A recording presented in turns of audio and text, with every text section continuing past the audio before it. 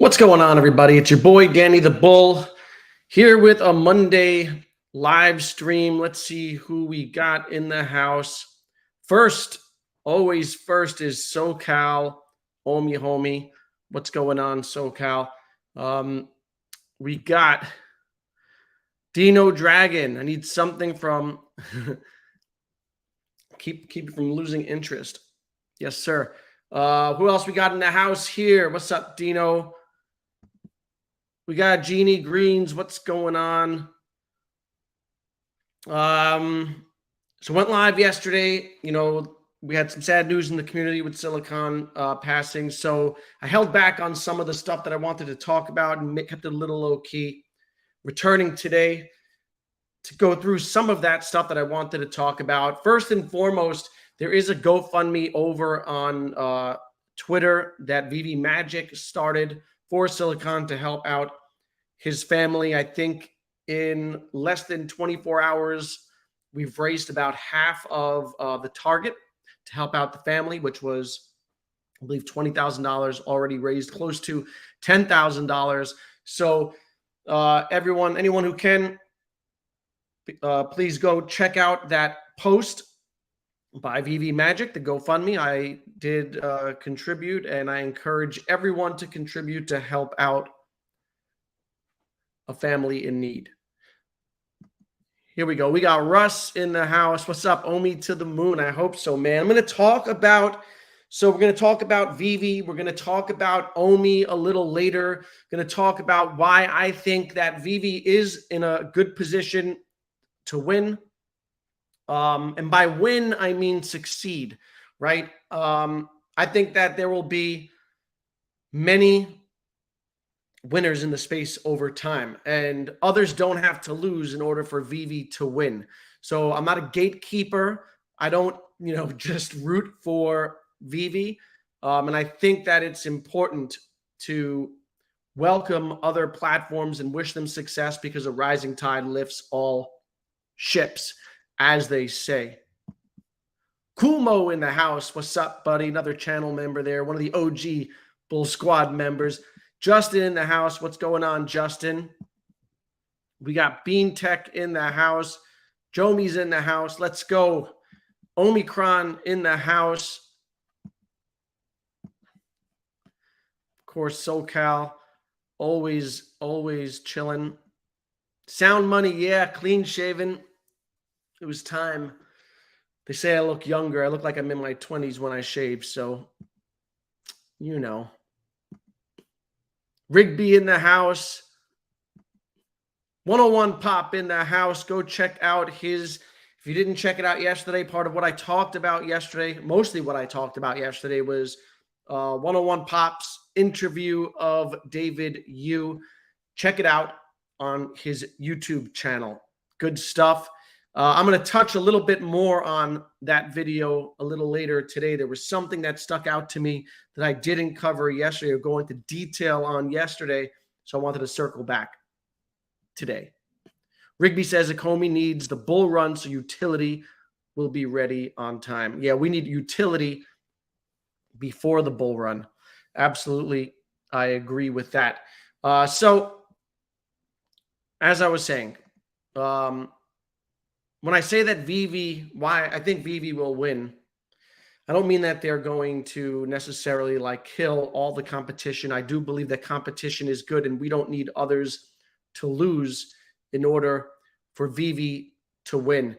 And so I want to talk about, yesterday we spoke about the overall collectibles market and how it's growing, and start with that stuff. Sorry, Joe. We're not going to start with Omi. I'm going to segue into Omi just because I think it's a more natural flow.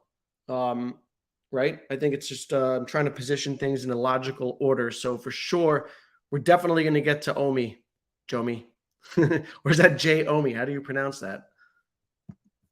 Kumo, have you heard anything about AI being in the... No, it's, yeah, as of now, I've not heard about AI in Veveverse beta at all. Have seen a lot of good things about the Veveverse. Obviously, as you all have heard, right? Had Sanjay on the channel. He spoke very well of it. Veve Vantage or Will Goes Meta on his YouTube channel had a clip of an interview of someone. They also have a podcast, Veve Vantage.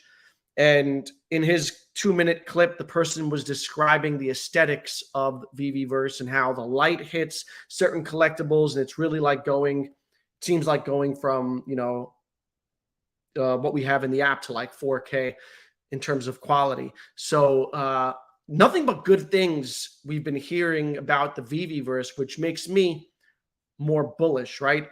One of the taglines yesterday for this video was why I'm more bullish. Part of that is the Veveverse. Mark in the house, listening from the gym. Get that workout in, buddy. All chat, appreciate that super sticker, buddy. Thank you. So I'm going to share my screen. I'll come back to this chat in a hot minute. I want to share my screen. All right, let me pull this up. Give me 1 second. I gotta find this. Give me 1 second. Here we go. All right. So this is a breakdown of the global collectibles market, and it talks about the CAGR, which is the compound rate of growth, right? Compounded growth over the years. And it's talking about, so, Veve is in this space that has been growing at a very fast rate, and which is anticipated to continue growing at a very fast rate, right? Collectibles market size was estimated at $458 billion in 2022. And globally, it's expected to cross $1 trillion by 2033. So, this is a fast growing industry. This is the United States growth alone, right? The CAGR, compound rate of growth, just in the United States, expected to surpass over 600 billion by the end of the decade. And as we get into the early next decade, it's expected that the global revenue from the collectibles market will exceed $1 trillion. And what's really notable about that, the fastest growing region, Asia Pacific, right? And this is what Veve is now trying. They're trying to get into that space. Remains to be seen if they'll be able to, penetrate Asia and that whole market. But they're trying, and I like the fact that they're trying. It's a huge population and possibly the fastest growing for this particular sector.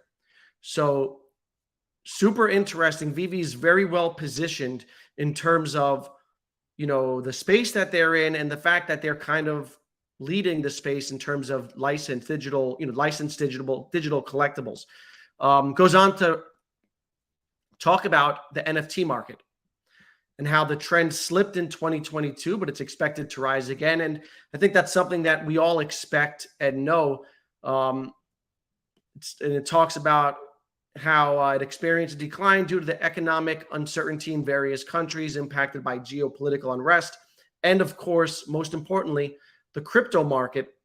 However, the demand will pick up once again as the world returns to normalcy and crypto slowly recovers. And so I think this is something that a lot of us agree on. And this is one of the things that I think Veve has in its favor over the next 2 years is a recovering macro, a recovering crypto market specifically. It talks about the various sectors that are now entering the space, right? Music, media, entertainment, movies, sports, art, and many more.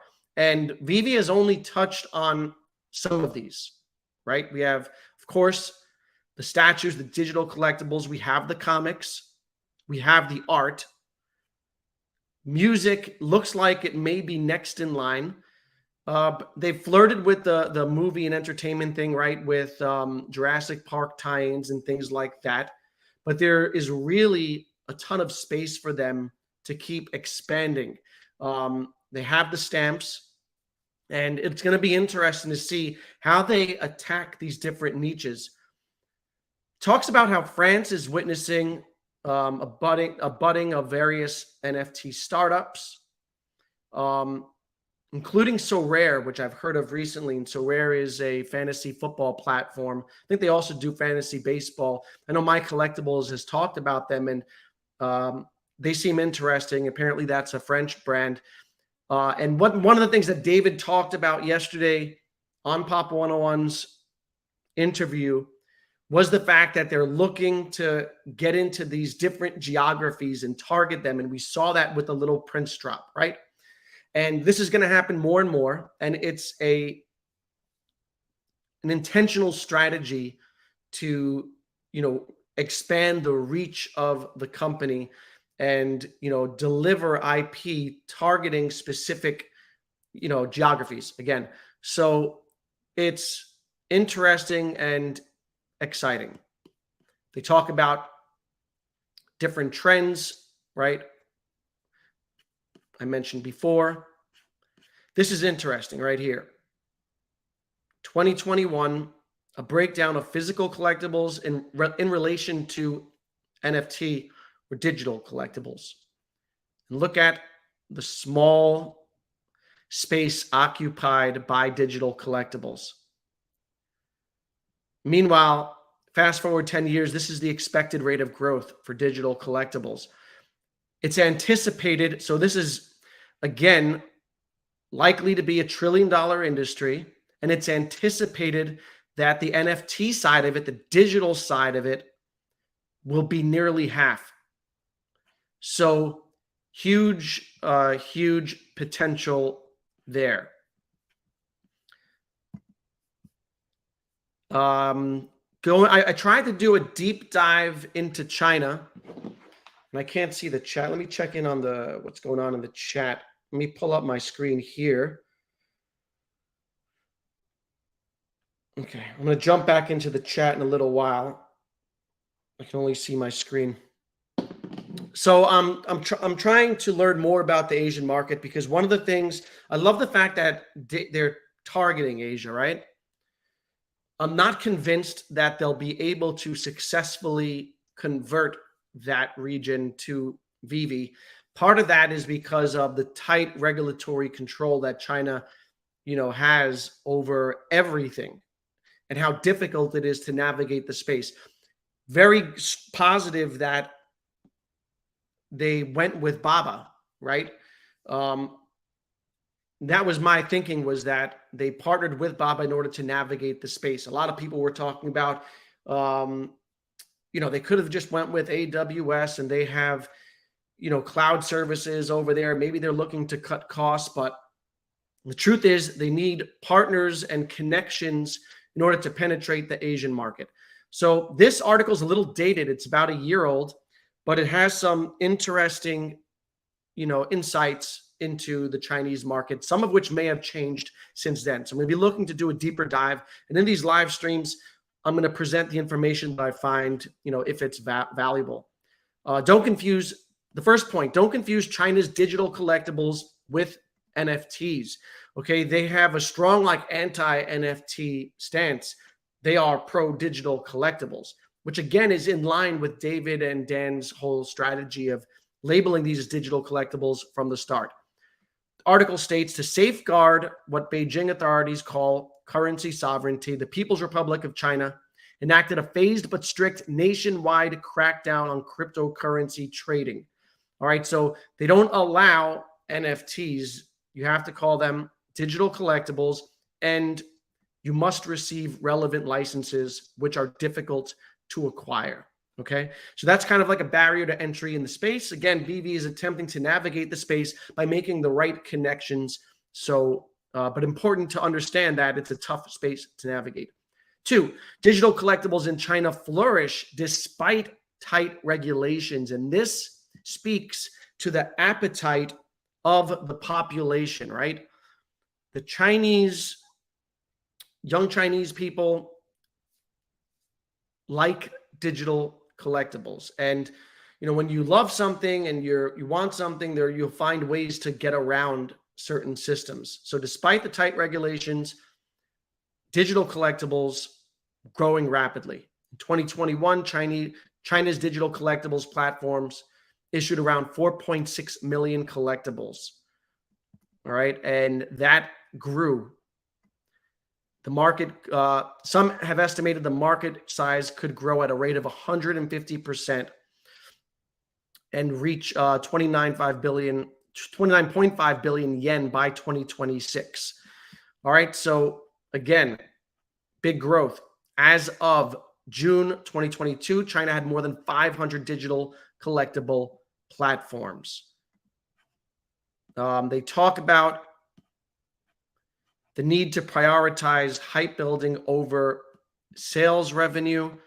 And this was interesting. I don't know if this is still the case, if they've relaxed their regulations, because I know now that they are more digital collectible friendly. They shifted, which they always do, right? They banned Bitcoin like 5 or 6 times over the last decade. It seemed like every other year, they were banning Bitcoin, then unbanning Bitcoin. So I know in the beginning of 2023, they eased up on their views of digital collectibles. I don't know if this is a thing or not, but there was an absence of a secondary trading market over there. So that was interesting. Not sure where the government stands on that right now. I would think that would kind of hurt Veve's chances if that were the case there, right? Because Veve has a secondary market built into their platform. It talks about, that's not relevant. Brands should not state that collectibles, right? So you shouldn't market it as investment. Instead, it should be, marketed more for like its collectability. Okay, so that was one article. Interesting. Again, I'm going to do a deeper dive. This is a more recent article, May of 2023. NFTs aren't dead. They're just shifting gears. And it talks about the craze isn't the same as it was, but Asian brands that have a long-term adoption strategy deliver success. And this is an article that's talking about Asia specifically. It recaps, what we all went through over the last 2 years in terms of like the ups and downs of the digital collectibles industry. Shows you a chart of OMI. No, my bad. That's an NBA Top Shot. Looks like the OMI chart. A lot of these charts just look the same. This is NBA Top Shot, which has recovered a little bit from that bottom, I guess. Still around. There was one interesting point in here. Here it is. Asian markets lead the way with NFT adoption. While other markets may have cooled off on interest in NFTs, Asian markets in China, Japan, and South Korea are still seeing a lot of action. Statistically, China ranks first globally in terms of search interest for NFTs, with Hong Kong in 4th place, South Korea in 6th. Additionally, China ranked 4th for NFT adoption. Wang says that digital audiences in China, Japan, and Korea have different motivations and behaviors than other markets. And there are 3 main factors why NFTs are so particularly popular with consumers in these markets. First, it comes down to the fact that Asian consumers have a strong appetite for luxury goods, right? And that's goes back to what Andre Jit called, what do you call them? Veblen or something goods or something like this, right? People want to rock that Bored Ape because it's valuable. And in Asia, there's a strong appetite for luxury goods, which accounts for over half of global sales, right? That includes things like Gucci, Burberry, Louis Vuitton. And NFTs fall into that exclusivity and status. Second, Asian consumers are interested in investing, which drives a lot of NFT buying. And third, Asian consumers value digital identity and culture. So they are more, digitally literate and in tune with this space, right? And NFTs enhance that. All right, let me get back to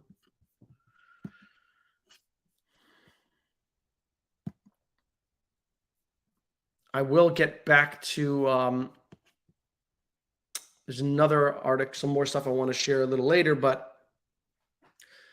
really interesting to see all that, and it's going to be interesting to see how it plays out. But Veve is currently, as it stands, ahead of other platforms in terms of being positioned to penetrate more markets, right? Because they have the depth and the breadth of all that IP that are universally known, right? Marvel, Disney, DC, all these things under one roof that are well known throughout the world. And so on top of that, now they're looking to target specific regions. So they're very well positioned. Let me know what you guys think. I'm going to get back to the chat a little. Greetings from Holland. What's going on, Martin? You see a path to get new users that are not crypto literate. I feel we need something mainstream to really explode. The crypto community is too small. Yeah, I think that, so they are, I don't know what the answer is there. And my approach to it would be to try different approaches and see what works. So their approach right now is to, like I said, come out with IP targeted to different geographies, different regions, to target fandoms, specific fandoms and niches, and incorporate like, you know, YouTubers who like make videos for Star Wars collectibles, things like this. That's another physical collectibles. That's another strategy. A third strategy that David talked about on that interview yesterday was fidgetals and working with licensors to sell fidgetals to people who collect physicals and reel them in. And that's one of McFarlane's strategies. And really that's McFarlane's, I would say, one of their strengths, right, is how many physicals they sell, and they already have like that market. So that's a third strategy. A fourth one I think would be to expand through crypto, but a fifth strategy is create value for people. I feel like, all right, so how does Veve grow? I'm going to share my screen again. All right. One, I think that there is low-hanging fruit, and it doesn't even need to be new customers. Target old customers that left. And you do that by focusing on deliverables and righting some of the wrongs from the past. This is a post by Veve Fox. She does great analysis, data. Follow her on Twitter. Buy her a cup of coffee. Sanjay showed us his phone on Friday when he was showing us some data. This is what he was showing us. And this is super interesting. So she tracks wallets and how active they are. And Veve has a really strong foundation. They have a fervent, passionate fan base that continues to buy, right? If you look at whales that have collections over 10,000 pieces, there are 11 wallets. 10 of them were active in the last 90 days. So 90% of them are continuing to trade and make moves. One of them just added like 2,000 collectibles recently and went ahead of Dr. Profit, right? And so I think, you know, you're going to enhance these people and people who are like behind them in the rankings. Once you develop a true leaderboard and get that MCP out, you're going to gamify the experience and, you know, accentuate all of this activity. She looked at collection sizes of 5,000 to 10,000. There are 18 wallets, all 18 active in the last 90 days, 100% of them.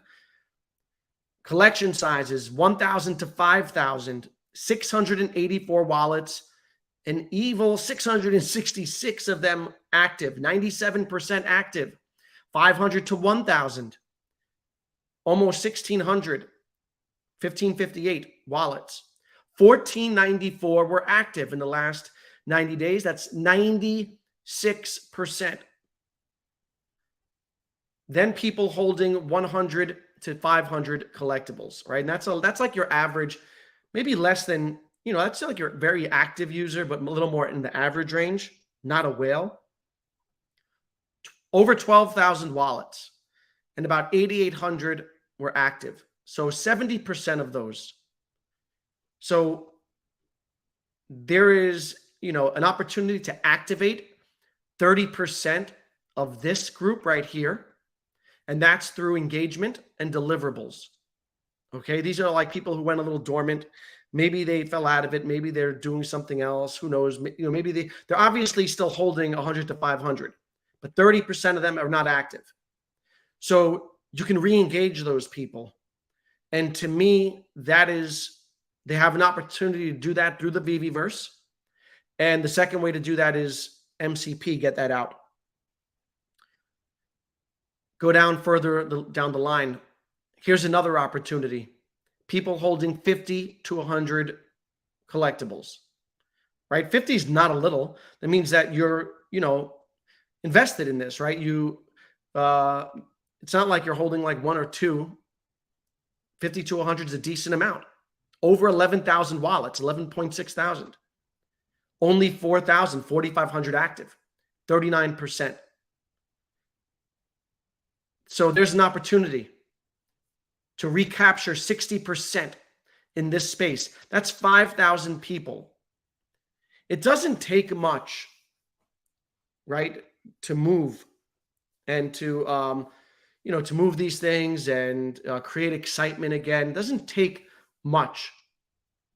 So basically, this is something like ballpark 25,000 wallets with over 50 collectibles. And of those 25,000, about 15,000 have been active in the last 90 days.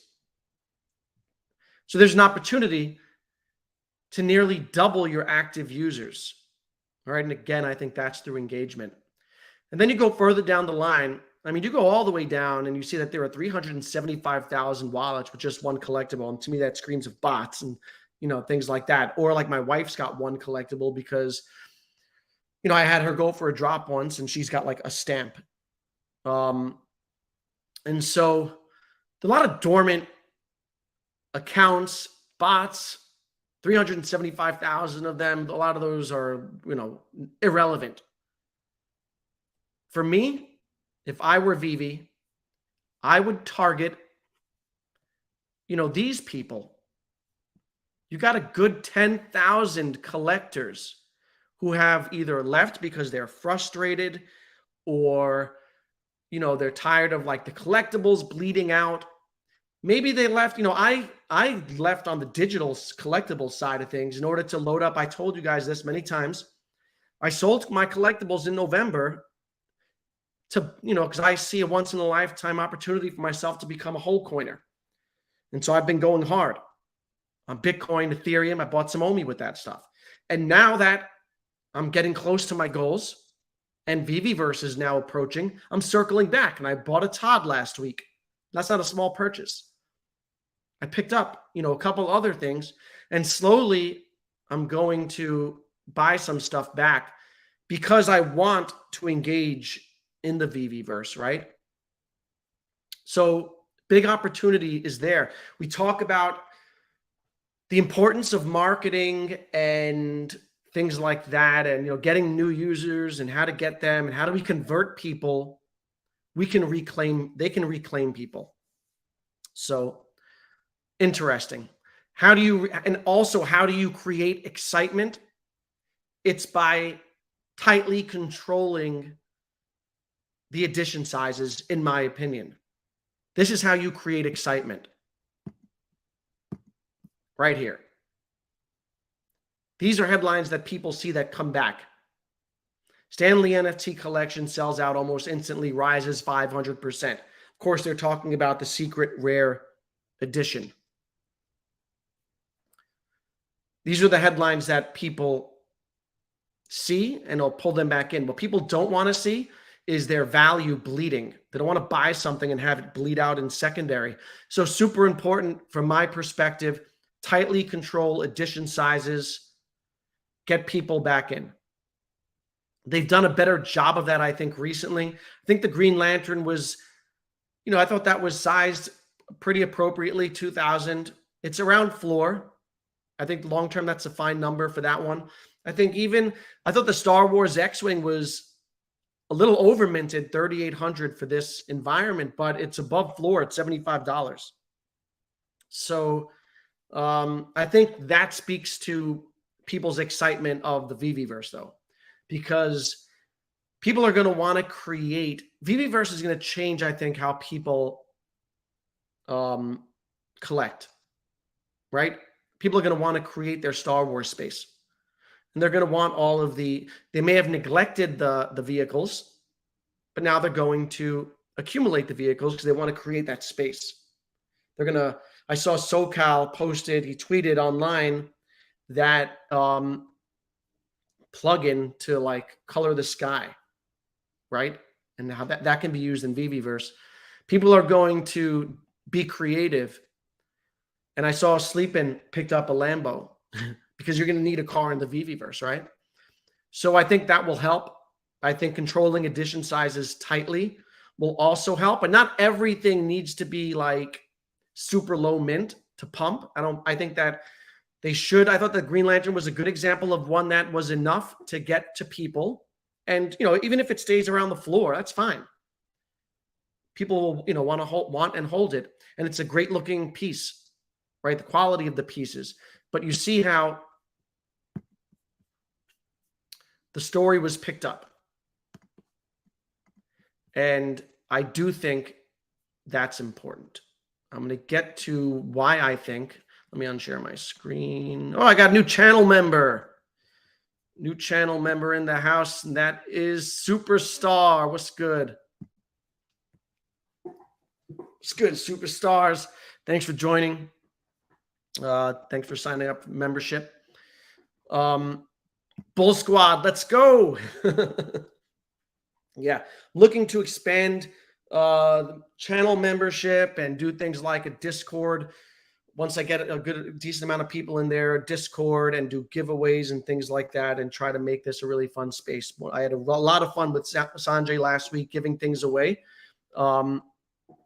And it just makes the whole experience of streaming with you guys more enjoyable. What I was going to say was, they are doing a good job, better job right now, I think, on edition sizes. However, they've shown us in the past that they could screw that up, right? They could totally over mint and mess things up, because basically you have to, and David Yu recognizes this, right? That's why he accentuated the idea many times in both interviews. He talked about the priority being that now they're trying to add new users and grow the user base, because he knows that the Veve collectibles are like an ever expanding universe, right? I think they've already minted like millions, 8 million maybe digital collectibles, and they're doing drops every week. So it's an ever expanding universe. And if you just have the same people buying and selling, what happens is they're going to be selling off their stuff to buy the new stuff, and the whole ecosystem sells off, and people lose value, and then people lose faith and trust and walk away. They don't want to see that. They don't want to see their vault values declining. So you need to grow commensurate with the level of releases that you have, right? And in the past, they've shown an inclination to raise edition sizes higher than they should have. And I'm hoping that they don't make that mistake again. And I know that David Yu watched the Beanie Baby movie, right? There's a movie on Beanie Babies. And if you're from the 90s, then you know what Beanie Baby, what the craze was, right? Those collectibles that, little stuffed animals, they went nuts. It was like that at the start of like eBay. And they held up for about 5 years until they, created like hundreds of millions of them. And the bubble burst, right?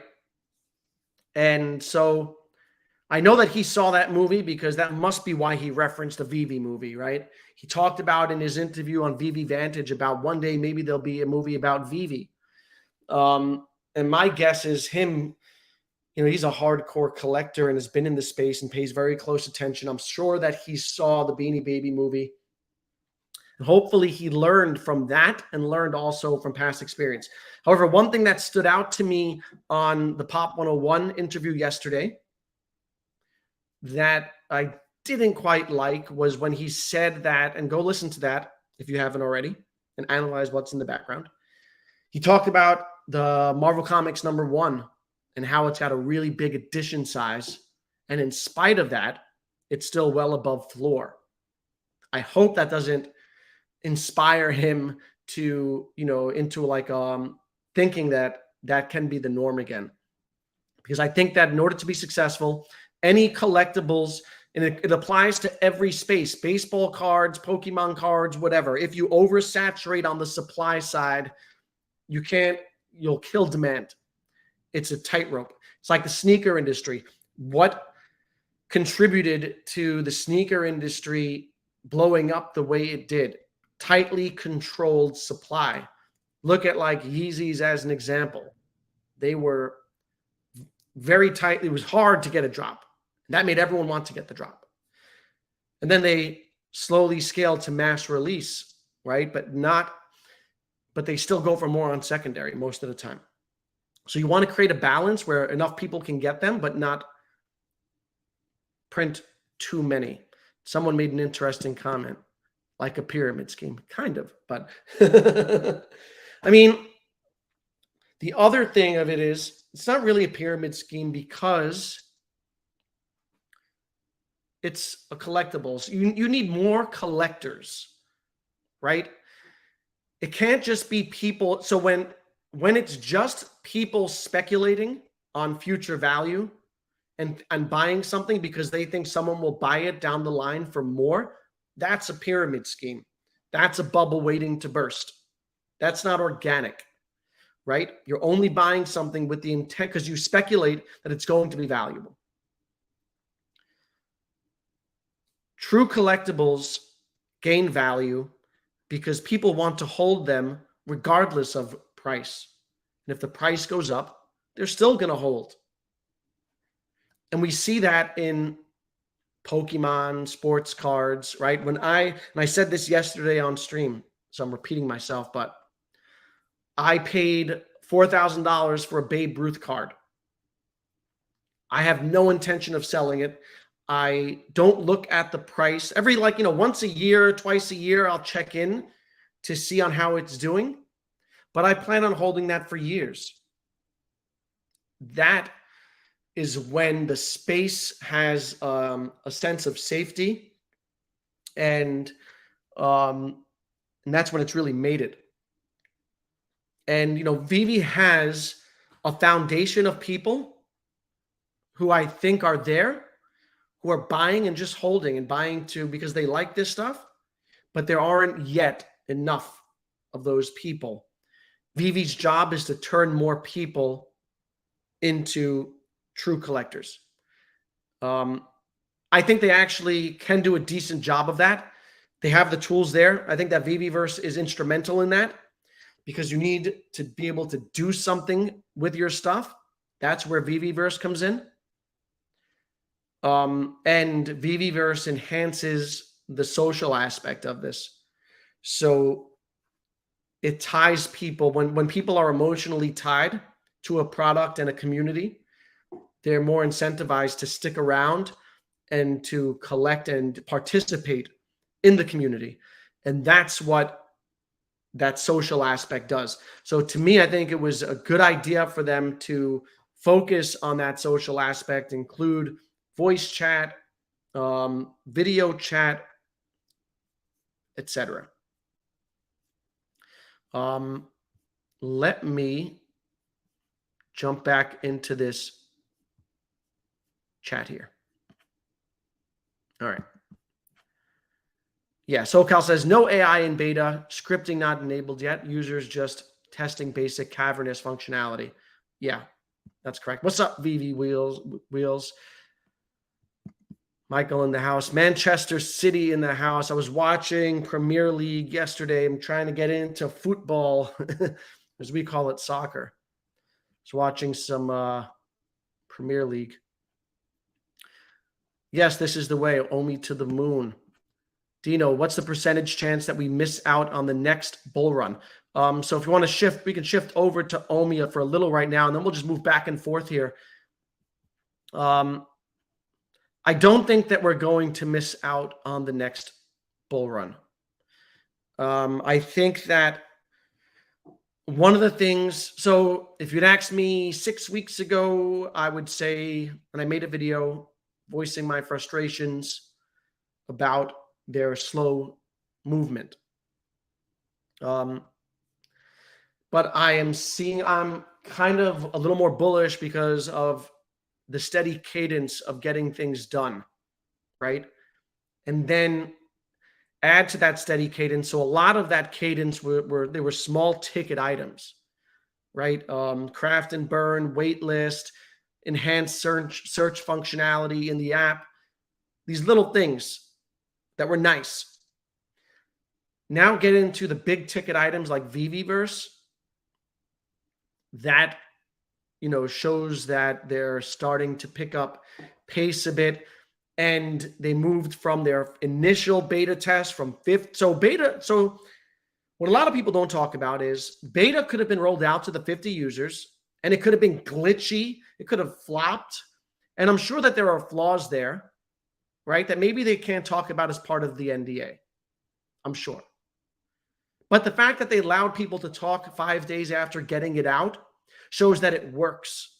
So in the past, Veve has gotten things out that didn't quite work, MCP being one of them, right? Like the points don't add up quite correctly. The math is off, things like that. Crafting and burn didn't work first couple times. So it works. They're rolling it out to a wider audience. They're working on waitlist, and then hopefully they can nail, if hopefully they fix waitlist, and then they said that their next priority is broadening MCP, but tied into MCP is OUP, right? And so I feel like that's kind of around the corner. I don't have any expectation of when that's going to be, because expectation has been the enemy of this community, right? And one of the major mistakes that the team has made is in setting expectations too high. So I also like the fact that they're not saying much. And sometimes, again, their communication I've been critical of.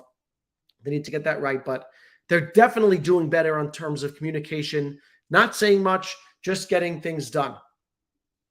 So I said this in a roundabout way. I don't think we're going to miss the next bull run, because I do think we have like 8 to 9 months before the halving, which kind of kicks off, right? Historically, a little before the halving, Bitcoin starts to move. Historically, then Ethereum, after Bitcoin moves, Ethereum moves, then altcoins move, and then last cycle, then NFTs. So I don't know if sorry, I'm just checking a DM. If history repeats itself, there's time. I don't want them to get too close to the halving and not have any utility out. I think that would be a mess. And I think that people would be, we'd have peak fear, peak FUD for OMI, peak, labels of shitcoin and things like this. So I'm hoping that they're able to get something out prior, well before the halving. There's still some time. We'll see. Hell yeah, GTA 6 needs to add crypto. And crypto is very well, so we're very well positioned. If you look at it like fundamentally, it's growing and becoming normalized and legitimate in so many ways. And I don't know if I told this story before, but 2 years ago during the last bull run, my brother, who wanted to buy some coins, asked me to set up a wallet for him because he wanted like a small coin. I think it was VeChain. I think he was buying, I think maybe he even bought some OMI. He needed help setting up a wallet. Came over to my house. I talked to him for 2 hours in my yard and gave him like a vision of why I thought that crypto would be, you know, gain mainstream adoption over the next 10 years. That had to do with millennials getting older and controlling money markets. As older people age out, you have people like Warren Buffett, etc., aging out. Those people who have controlled markets, younger people who are crypto literate, and also inheriting trillions of dollars, and that money funneling into digital assets and crypto in particular. I got a super chat here. Let me acknowledge. Thanks, Planet Vampire. Oh, shit. They just tweeted Omi reward tiers.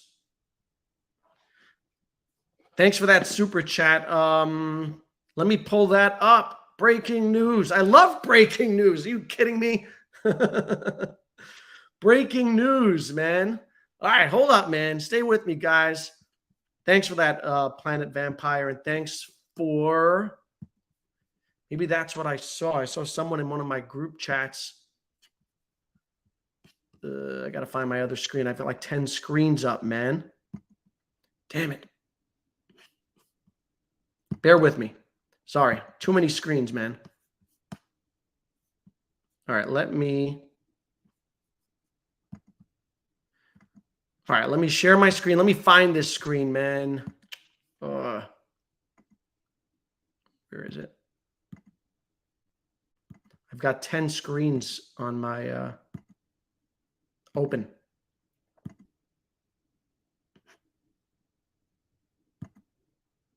Here it is. All right.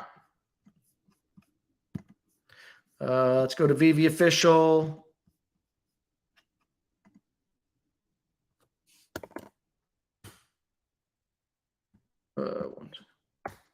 Dude, what am I doing?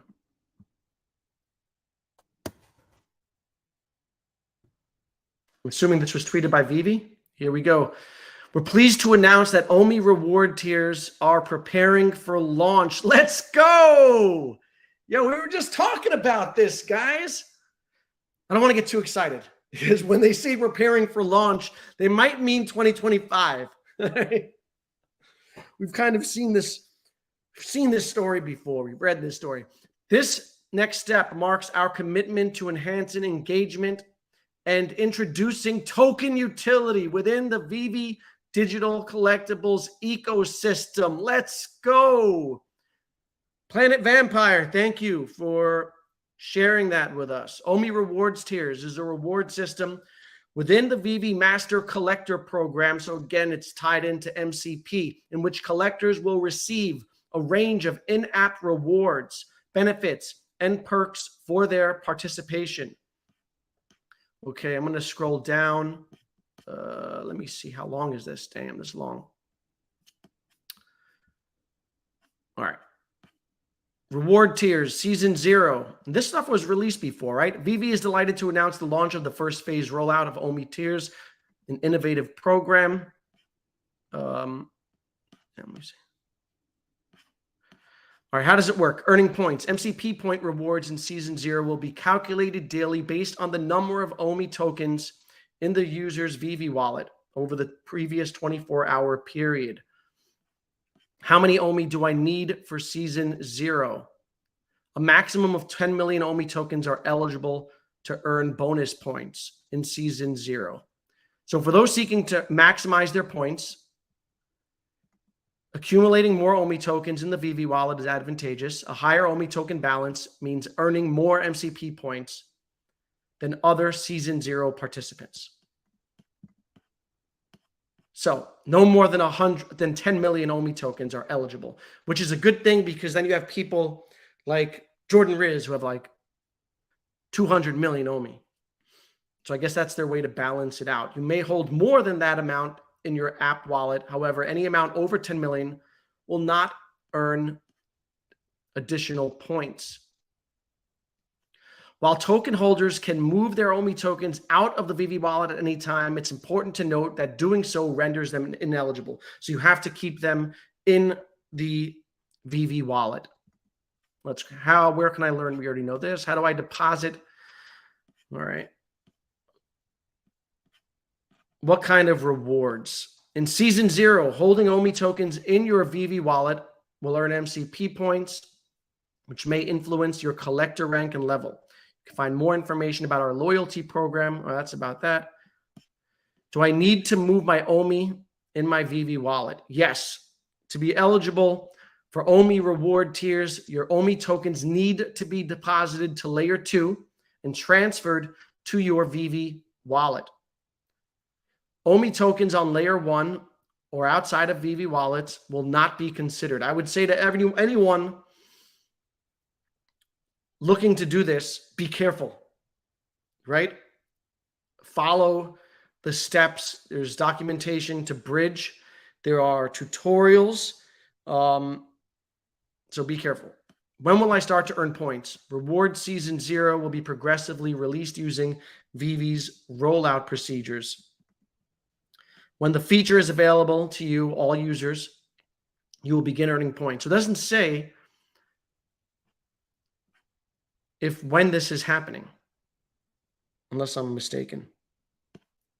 Will MCP points be given retroactively? No. Rewards will be calculated from the day of the feature's launch and will consider the OMIs inside your vault Veve wallet for the next 24 hours. Okay. When will I receive MCP points? MCP points accrue once every 24 hours. You will receive additional points for participating in Season 0 based on the number of OMI held in your Veve wallet during the previous 24 hours. Okay. How many MCP points can I earn? Users earn daily MCP points based on the number of points available in the reward pool, the total number of OMI reward tier participants, and the individual's share of that pool. Okay. So there is a user cap of 10 million eligible OMI. So any OMI exceeding this amount, well, we've already addressed that. Let's see what else. How can I get more OMI? What else can it do with OMI? All right. Let me go back to that tweet.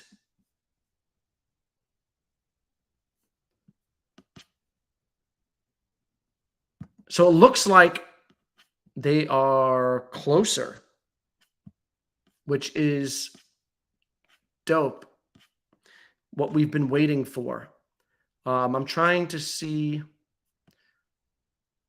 if they talk about, so I guess you're just earning points with it. You're not. So under the previous, I want to see the full plan before I jump to conclusions and how great the program is.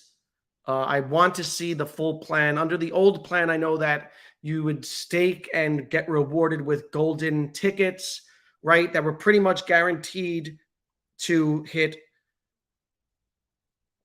like big drops. Also, you would get airdropped quarterly, like collectibles or something like that, or yearly, depending on how long you staked for. So want to see what else they've got. Danny is way back like 20 minutes. Crazy Dan, good news for Oni homies. Another article. Yeah, just see. So I hope that this isn't just another article and that they're being more strategic, but now with their communication, seems to me like we're close. I want to say that they've learned from previous mistakes. It will reward you more MCP points, kind of bearish for Omi. A concern also of mine. It's a sound point, sound money. I want to see a full picture of how Omi will be granted utility as part of MCP. If it's just a way to gain MCP points, it benefits the Veve side of things to me more than the Omi side, I would say, because people who are heavily collecting in Veve already have MCP points or a means of attaining MCP points. right? Gaining points through Omi helps people on the Omi side. So interested in your takes. We were just talking about this. You weren't reading our chat. Yeah. Well, Planet Vampire gave me a super chat and drew my attention to it. That's funny. You guys got to like poke me. Good article design. So basically, you got to stake Omi and you will earn MCP. This is not, yeah, it's not, I will say, not as bullish as the old utility plan. I'm reserving judgment again until I see a full breakdown. But one of the points I was going to make on how Omi wins, I want to check. Let me check the price of Omi. Let's check the price of Omi real quick. Boom, we got a spike. People FOMOing in. Let's see on the daily. Look at that. Damn. Be careful out there. Don't FOMO in. You will be exit liquidity for someone. Right? Let me remove that. What I was going to say, what they need to do to make Omi successful is give it real utility. And but when I say real utility, I mean make it almost necessary. For instance, Sanjay was on my channel on Friday. If many of you saw it. If you didn't see it, watch it. Great interview. One of my funnest streams. He talked about, and he said it himself. All right, so I'm not like doxing him or whatever, but he said that he put almost 7 figures into Veve. Sanjay's will. And he said he publicly disclosed in the stream that he owns 4 million Omi. That's nothing. For someone who put a lot of money into the Veve side of things, and maybe when he bought it, it was higher, right? So you got people, a lot of people. So those wallets that we went over earlier, I'm not going to pull it back up. Or maybe I should. So those wallets that we went over earlier, you have a lot of people in these top wallets, 1,000 to 5,000 plus, who don't own Omi. Another one comes to mind, a community member who disclosed it on Twitter, because I brought this fact up, was, I don't know, Newgen Chen. He's got a great, when you look at his collectibles, he's got multiple vaults. He's got everything. He's got secret rare Spider-Man. He's got tons of Spider-Man stuff. He's got many Stan Lee stuff. He's got a big vault. He's obviously put a lot of money into this app. I asked him, or it came up on Twitter, how much Omi do you have? He's got $45. He has no interest. It doesn't benefit him. And until it does, you're not going to see people on the Veve side shifting over to Omi. And that's important to do because, all right, we talk about Veve growing and reclaiming old consumers and whatever. In order to bridge those people to Omi, it has to be almost necessary. It has to be, what I want it to be is the currency of the Veveverse. You want to buy a glass shelf to put your art pieces on in your home, and it costs $5 or $10, microtransactions. You have to pay in Omi. That's what I want. Because Veveverse is going to be the place where all those whales interact. They're going to be setting up their spaces in there, 100%. They're going to hire people to set up their showrooms, their houses. You better believe they're going to spend a lot of money on accessories. Roblox makes all their money on accessories and microtransactions. I know, I've looked it up, and I contributed to it because my daughter got paid in Robux, her allowance. $5 a week, maybe a bonus if she cleaned her room or whatever. People are going to be buying a ton of accessories. Accessories should only be sold in OMI, in my opinion, or at least it should work. They're not going to do it. And I'm going to tell you why they're not going to do it. It's because the whole premise of Veve and why they've been very successful is make the user experience as easy as possible, as seamless as possible. And that's been a very smart tactic in some ways, right? Obviously, they got into the App Store. Now, on the flip side, they're paying Apple and Google 30%, off of all those gem purchases. And that kind of hurts, obviously. But without access to the App Store, Veve wouldn't be, where it is.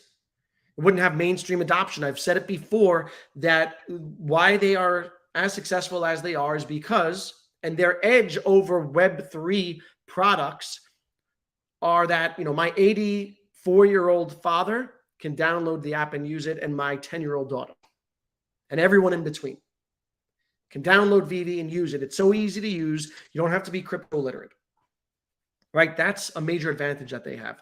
That is obviously their strategy, and it's worked. However, it doesn't work for OMI, because if you force people to use OMI as the currency in the Veve-verse, now you're forcing them to be crypto literate, and what they want to do is remove all those things, right? They don't want you to have to get the wallet. That's like a bonus or an add-on, but they don't want to force people to do that, because then now you're putting a barrier for people. So now, again, they could do it on the back end, which would be, I'm hoping that that's what they do. But I'm skeptical that they would make it, the currency there. Doesn't mean, though, that they can't give it real functionality in there and incentivize people to use it. Now, OMI to NFT is going to be big, right? I think, because cutting costs on, and I forgot what it was. I forget half of what I knew because it's been so long, right? We've been waiting. That article came out and I made videos about it and we talked about it, and then time passed and then I forgot. So OMI to NFT incentivizes people to engage in the secondary market using OMI instead of cash, and it does that by eliminating costs, right? You have less seller fees. Now, on a small transaction, that's not a big deal, right? If you're selling something that's $10, $20, $50, who cares if you're saving 1% or whatever it is? But if someone is moving a vault, if you're moving, a Spider-Man secret rare, you're incentivized to sell it for OMI. And so that's a very bullish use case, OMI to NFT. Really incorporating it into Veveverse is super important. I want to see what they do with it. I agree with Sound Money here that not true. This benefits the Veve side of things more than the OMI. But I'll also say that it's a step forward for them, because OMI forever has had no utility. So good, a positive is that they have a step forward towards utility. And finally, moving forward, that does two things. One, obviously, it gives a token some utility.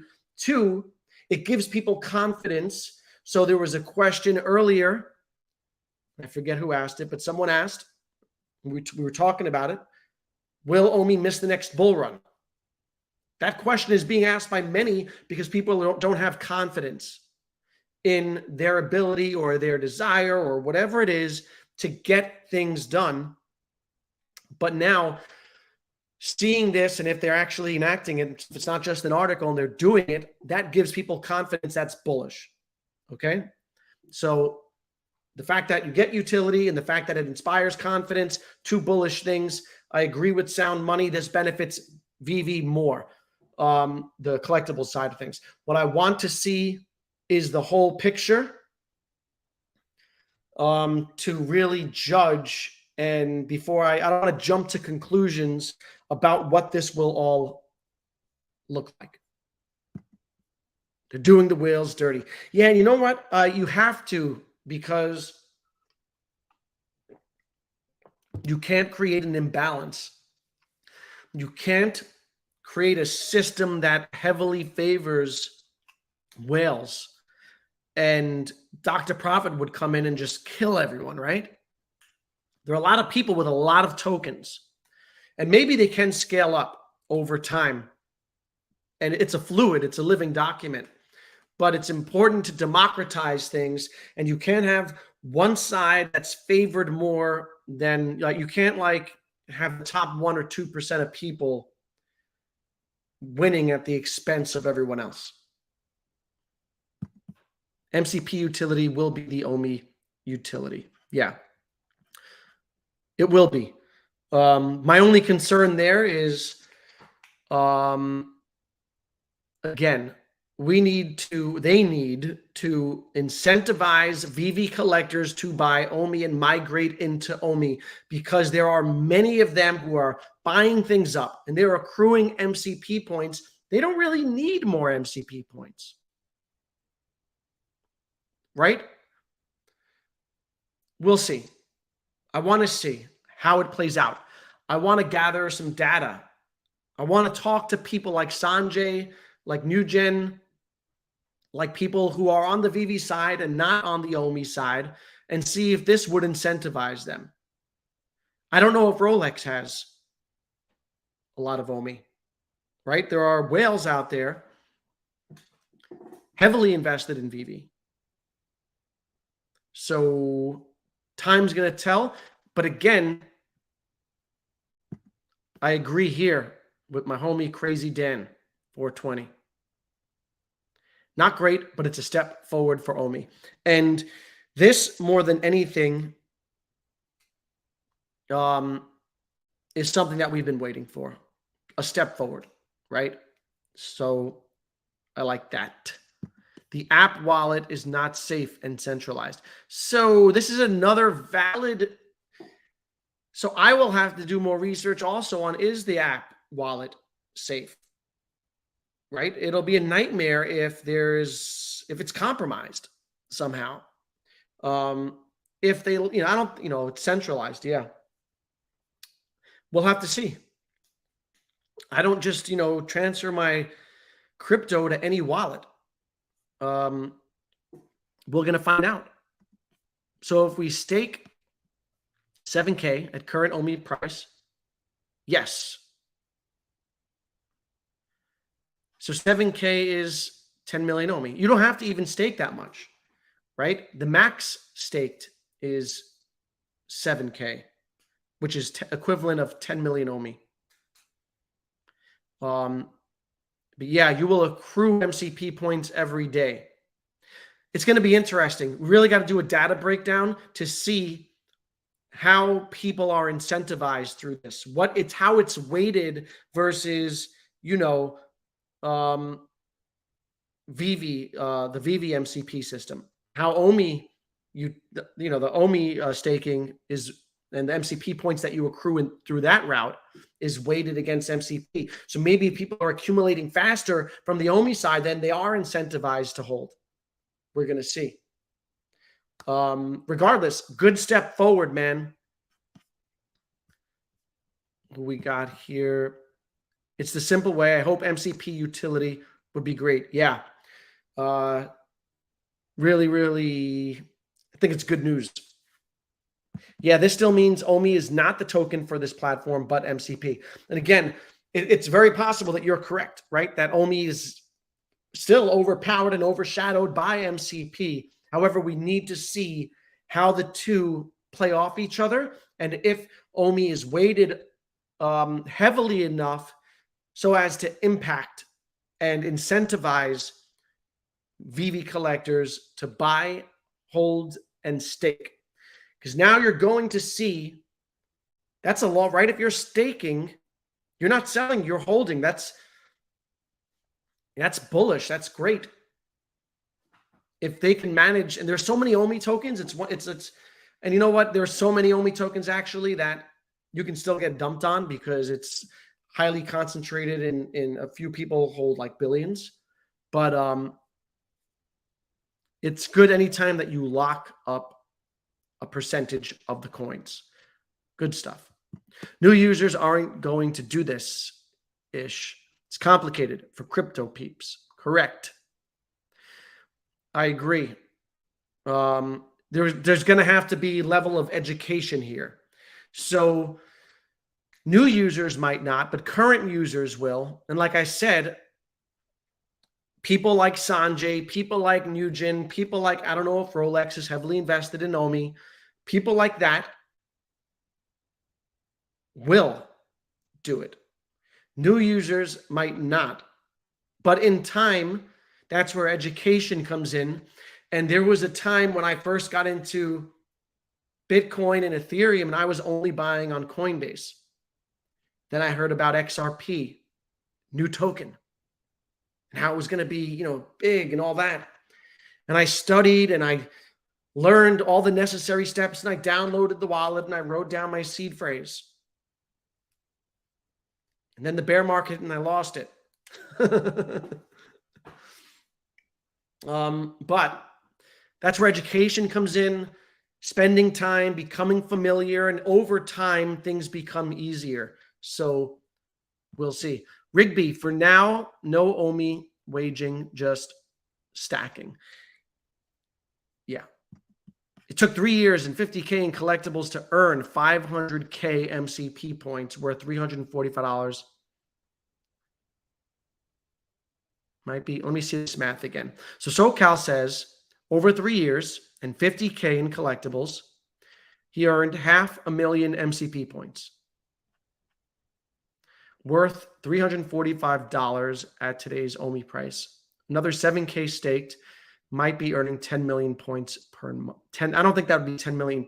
We have to see. We have to see what the points, see if anyone can figure that out.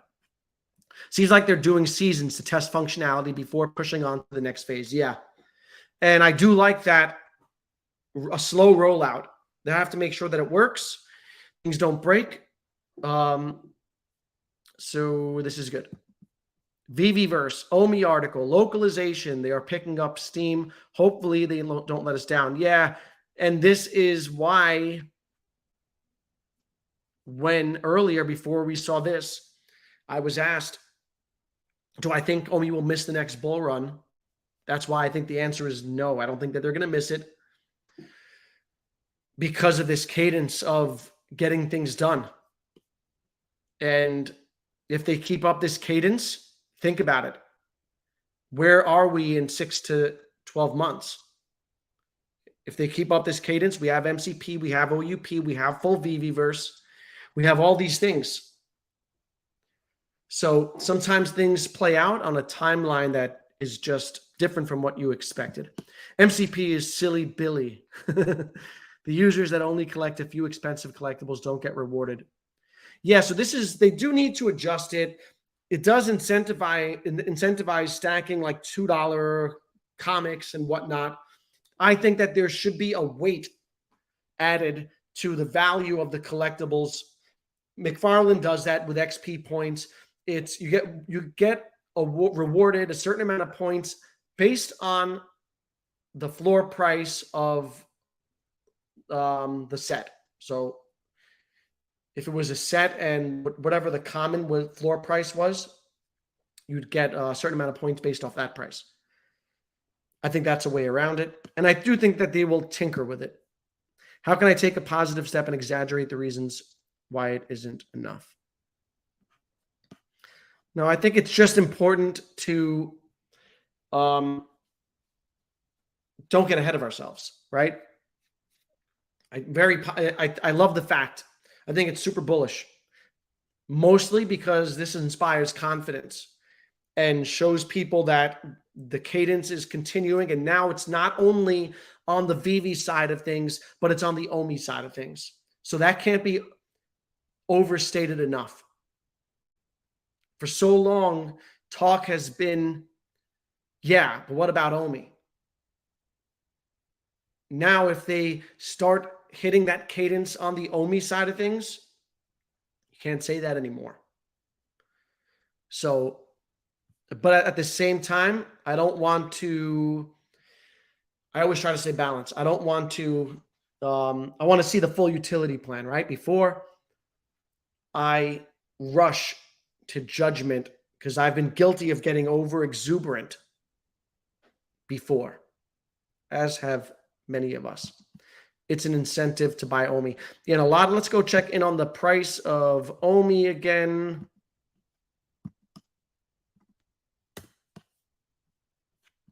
Another leg up, it looks like, right?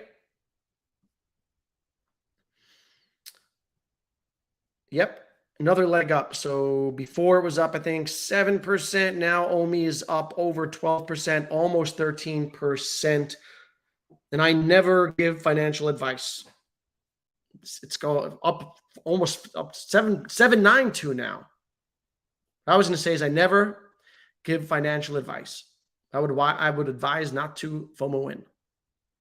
All right? Because likely to sell off at some point. I would just sit back, relax, and watch it, enjoy the gains. But we're getting closer to 0008. And and here's another thing.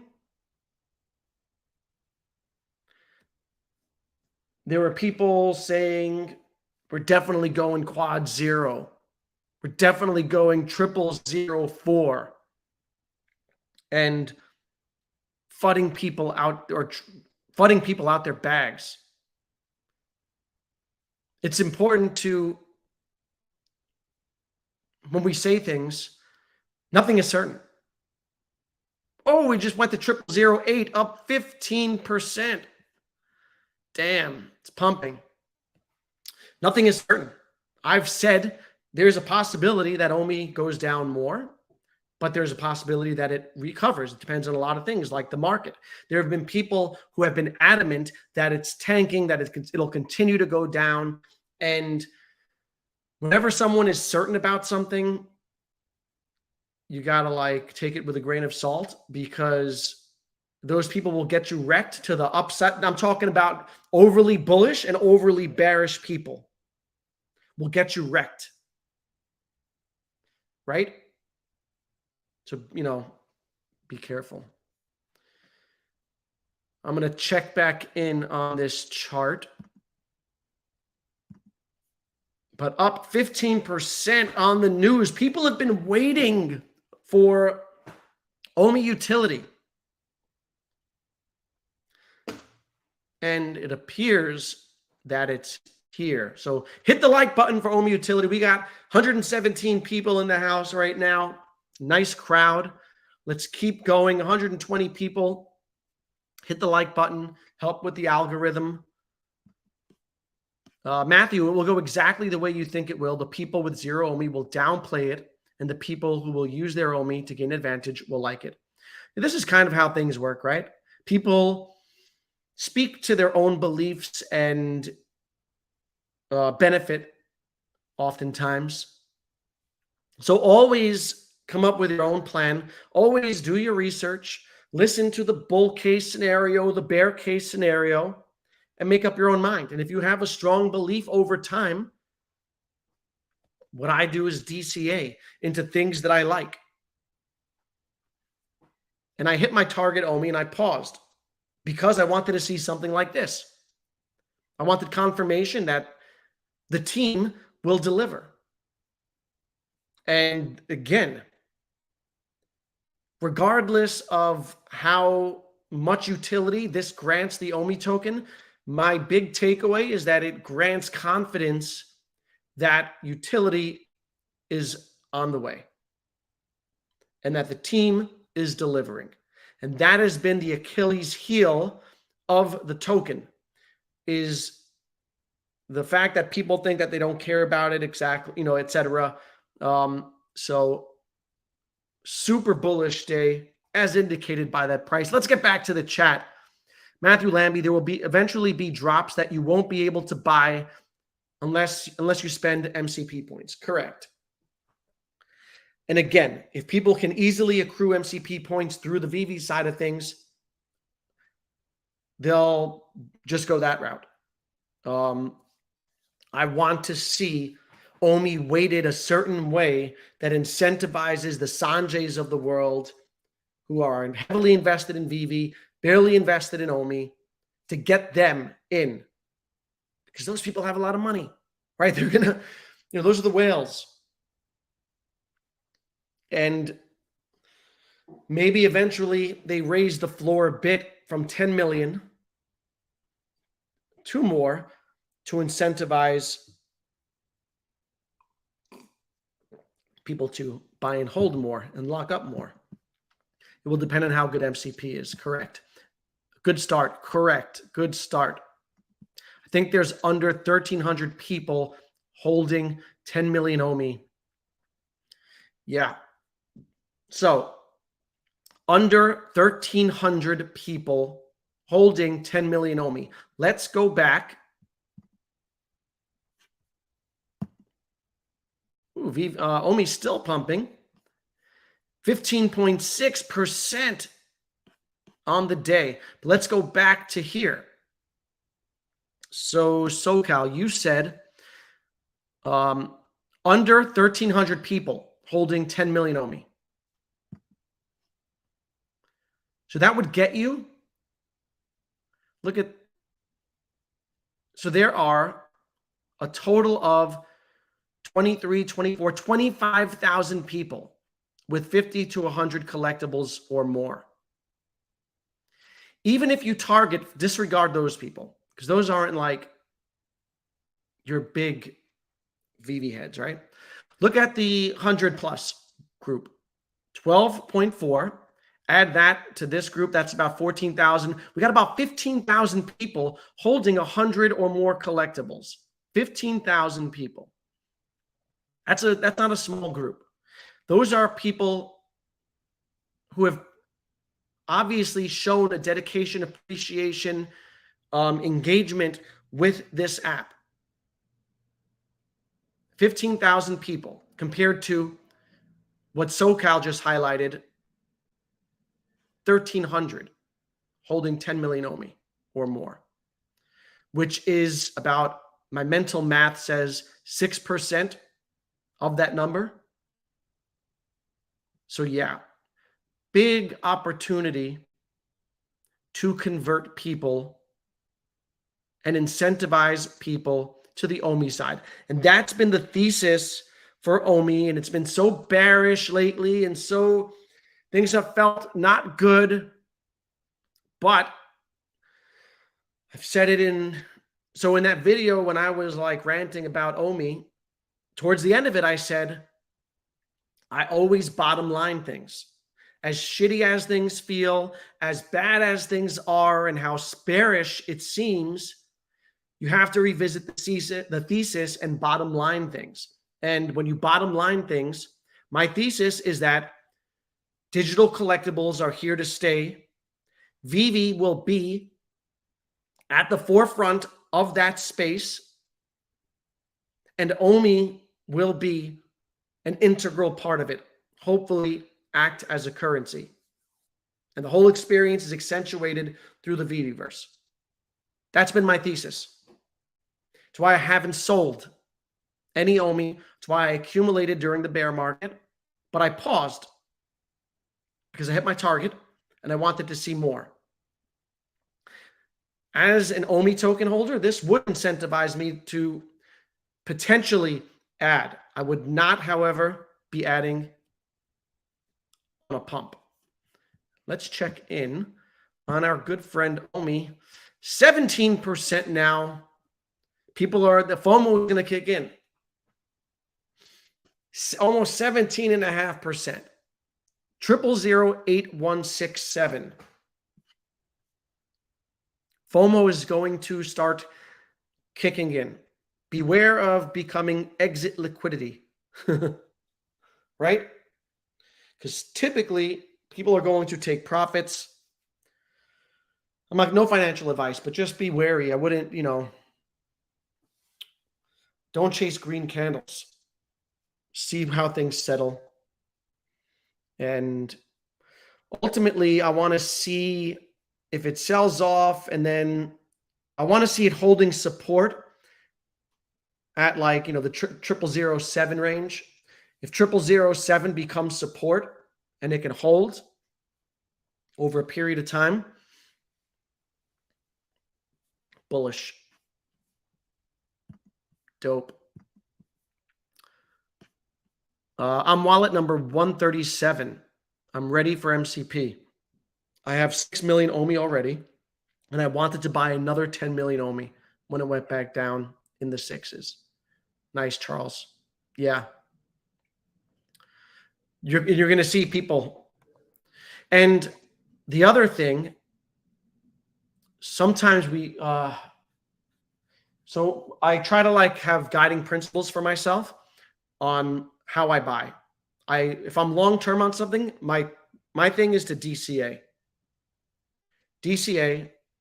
and buy more on dips, go heavier on dips, but DCA and try not to get too greedy to the downside, because you never know. We don't know what the bottom is until hindsight. And, I know Sona's in here or was in here. What's up, Sona? Sona Veve, right here. He's good at trading. Veve has bad reputation for disabling innocent people, so I wouldn't recommend send money to that wallet. It's a legit concern about holding money in a wallet. I want to learn more about what that is going to entail, what the safety of holding it there is, and I want to be reassured that that's not going to be frozen or custodied by them. My point was, Sona's in the house, and Sona's an active trader, successful, shares his wins and losses, but he's convinced that Bitcoin's going to dip again. He's short. He thinks Bitcoin's we're going to see a double bottom. Maybe he's right. And maybe OMI even goes back to 0006. We don't know, right? Don't get caught up in euphoria. Also, I don't get greedy to the downside also, right? If something is a good buy and I think it's a good buy, I'm not waiting. I just DCA and I'm not waiting for what may be the lowest price possible, because one person buys the bottom, one person buys the top. My long-term game plan is to just accumulate at decent prices, and over time, my average price will hopefully be exponentially lower than where I sell it at in the future. Let me get back to the chat. Last we saw Delgado. Awesome, Charles. Congrats. Newkirk, sounded like David made comments in the 10-101 Pop interview around a potential UI refresh coming. Was there a time frame mentioned? I don't remember this. Wondering if there's any correlation to today's announcement. I do not know. Don't remember. But OMI is now up over 18%, man. God, we're getting close to 20% pump.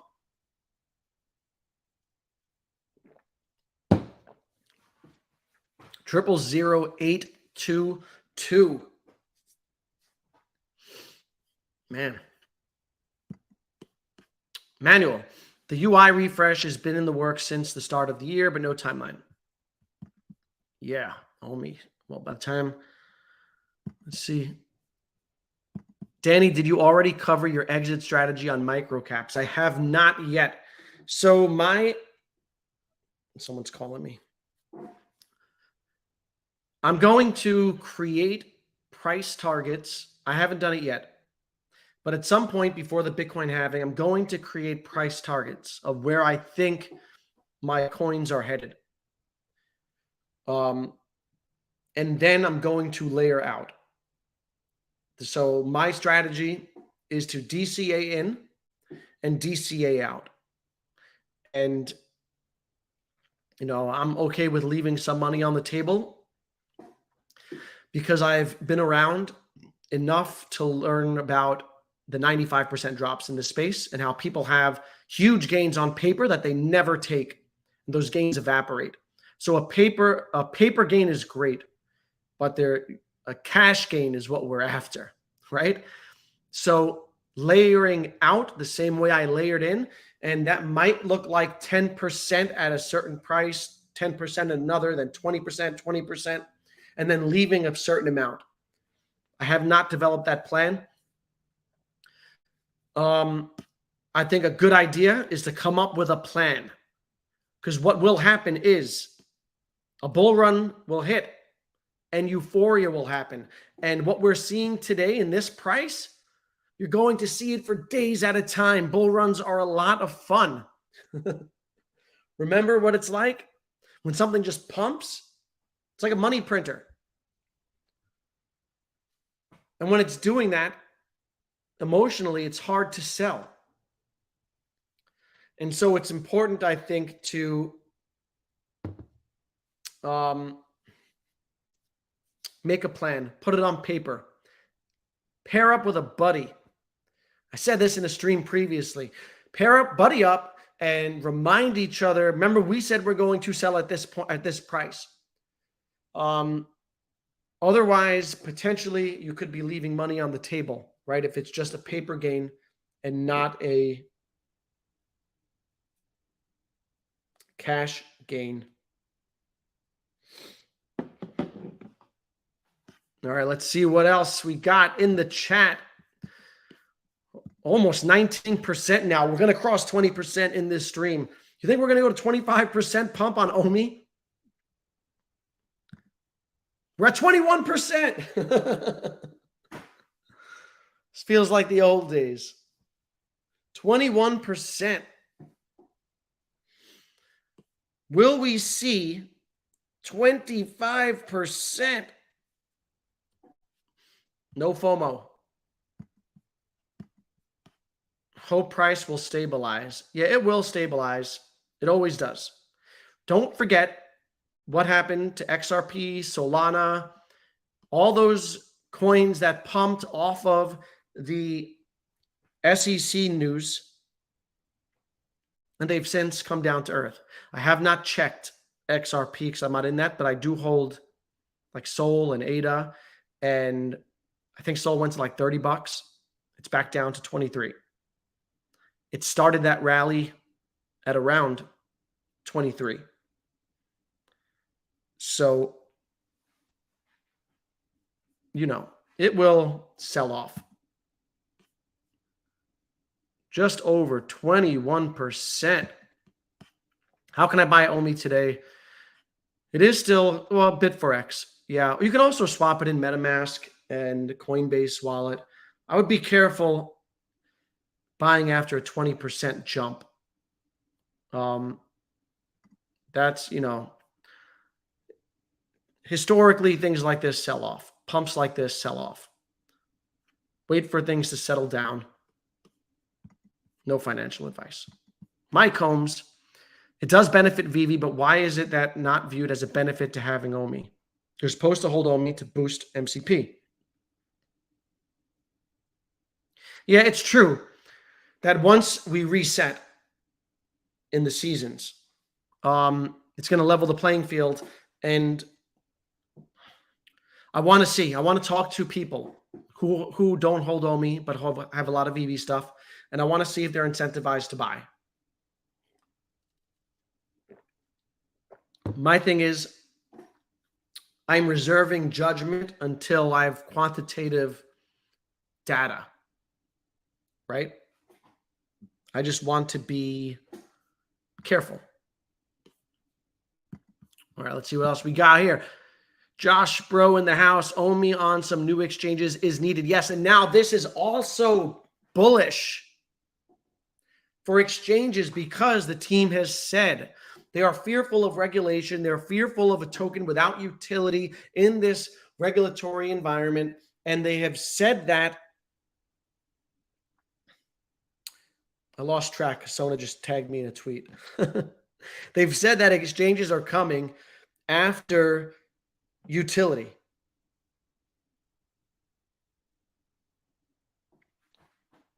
Right now it looks like we have utility soon, which means that exchanges are more in sight. Not saying that they're right around the corner, but we know that a precursor to exchanges is utility.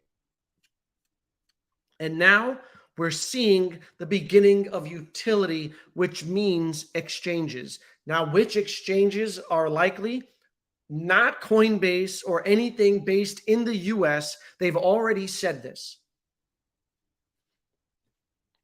Resaid that in a Discord. I got on stage in a Discord AMA and I asked about exchanges. In that, he said two things that stuck out to me. The first was they were being very conservative. The use of the word conservative led me to believe that they're scared of regulation. But he also said you won't see American exchanges. And that's because they don't want to draw the ire or the focus of Gary Gensler. And I don't blame them. But Binance is not based in the US. Not Binance, regular Binance. And so Binance is the one that we've wanted. And that's Neo. All right, Binance is Neo. It's the one. Matrix, Binance is Neo. And, bullish, super bullish. Let me take a look. Sold off a little. All right, 19% now it's up. 8.3, no, it's up. 8.335. Oh, wow. Damn, do you think we're going to get to 9? I don't think so. I'll stay on the stream, though, as long as this thing pumps. It's going to be interesting. Buying OMI is easy. Converting it to layer 2 and sending it to the web wallet is complicated. Yeah. That stuff can be tricky. Always do tons of research and sample it with a small amount. Test it. Because you make a mistake in crypto, it's gone forever. And it still pains me to send something, right? When I copy and paste a wallet address, I still have to triple check, even being experienced. Because sending, it's decentralized, right? There's no one to call when you make a mistake.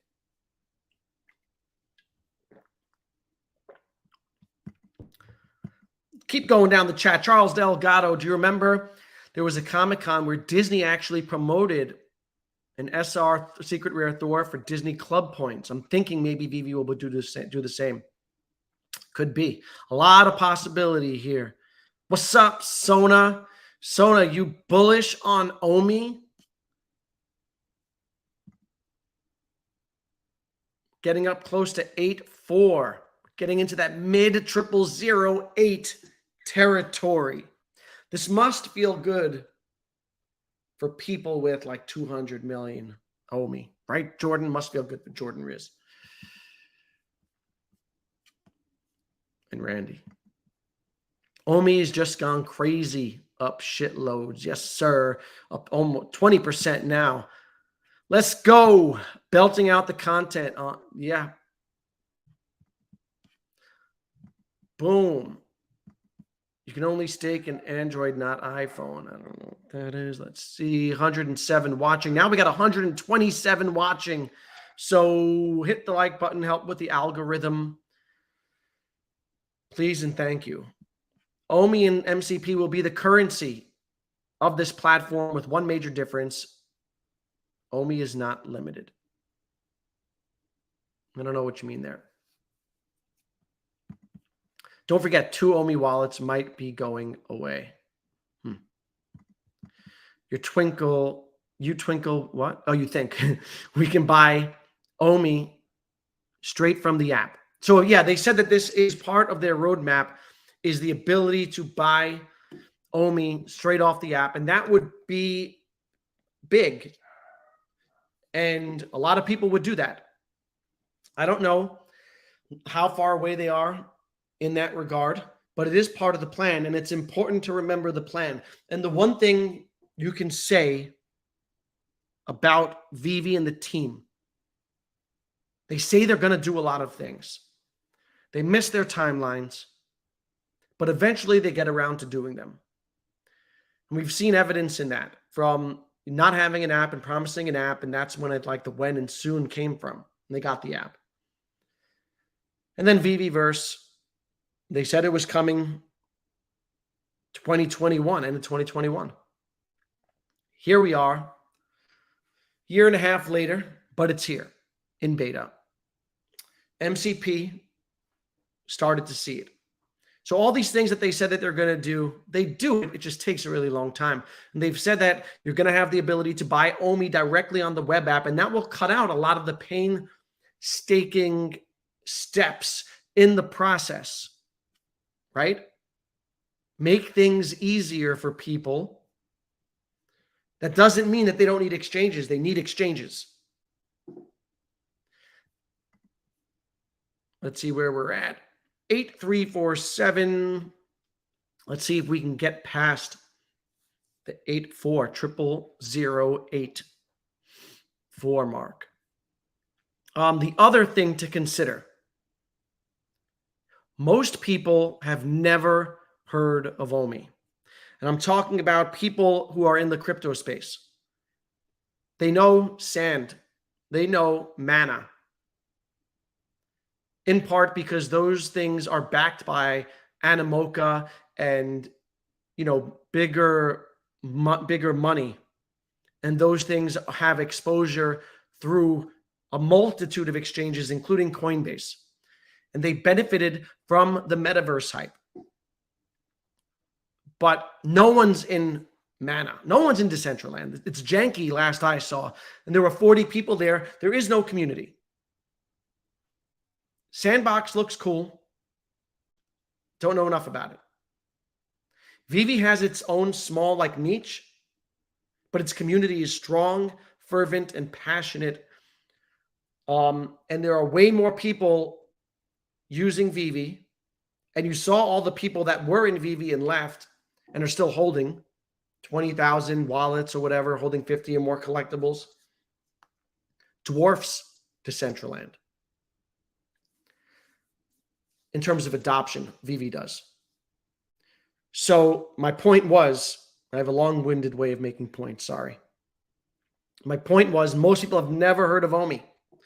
It's crypto is very narrative-driven, and another case for OMI, for me, has always been, the narrative is too strong, too easy to understand.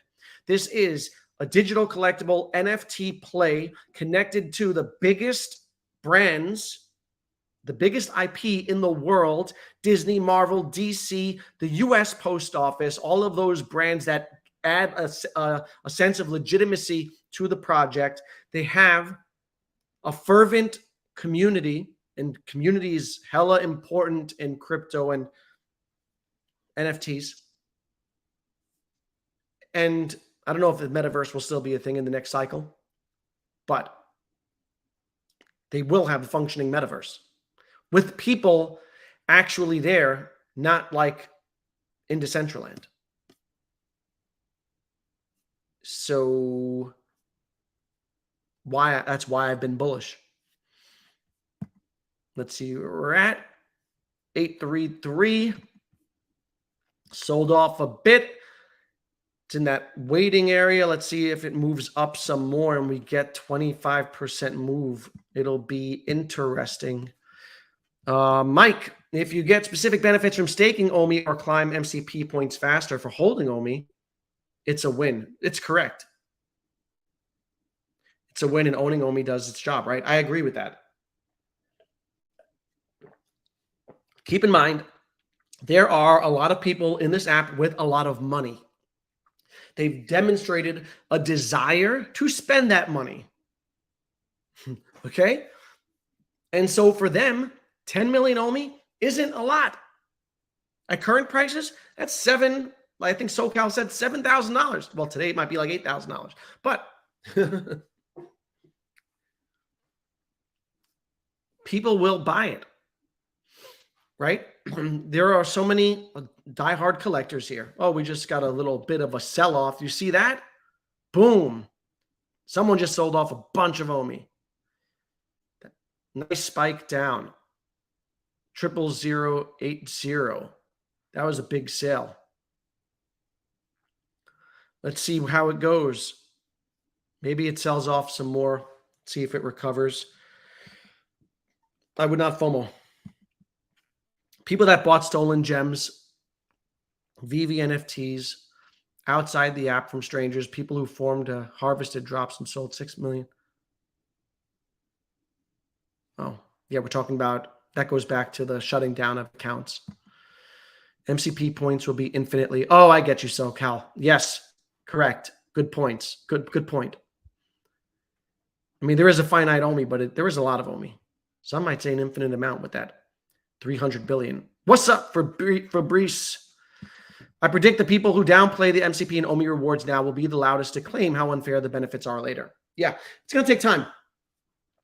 I'm taking a wait and see approach, but it's a bullish development because you can't downplay the fact that now people can have confidence. The biggest knock on OMI is that they don't care about it. They're not going to do anything, and all they're focused on is Veve, and they haven't given OMI any utility. Right? And this contradicts that and also demonstrates that there's more now ahead. So, bullish. Yes, sir. I'm a little behind in the chat. Sorry. Let's go. Adam, hell yeah. Viddy man, I kept buying OMI during all the FUD because I knew. Yeah, and it's hard. And I learned that through, I buy Solana. A lot of people hate Solana, and that's fine. I don't care. Solana went to $8. It was hard to buy because everyone was saying it's going to $3. But I bought. It was hard to buy at $13. But I bought. And so the point is, if you believe in something long-term, people are going to fudge you out your bags. You can't allow it to happen. You got to drown it out and have conviction. But that's why conviction is important and learning as much as possible. Because if you're just listening to other people, it's easy to be swayed. If you've done your due diligence and you really know what your vision is and their vision is, and you think that they can execute it, you have conviction, right? But, it's tricky because at the same time, you got to be balanced. And that's not to say that there's not risk. So it's a very tricky thing to navigate, but you got to do what you feel is right.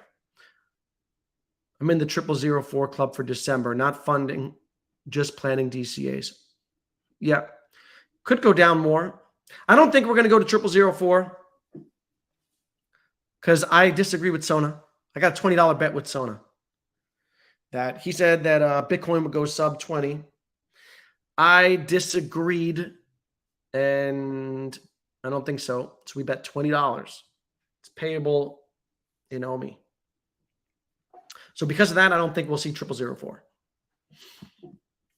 From now, Comey must regularly communicate to avoid FUD. Yeah, communication is key. Communication and a cadence, right? Interesting that, and the people are reading into this tweet. Where is it? Here it is. Comey tweeted out their July update yesterday. Veve Viral said sooner or later, one of these updates will include OMI utility, and it'll get wild out here. And Comey responded, correct. Who knew that today would be the day? But a lot of people were reading into that.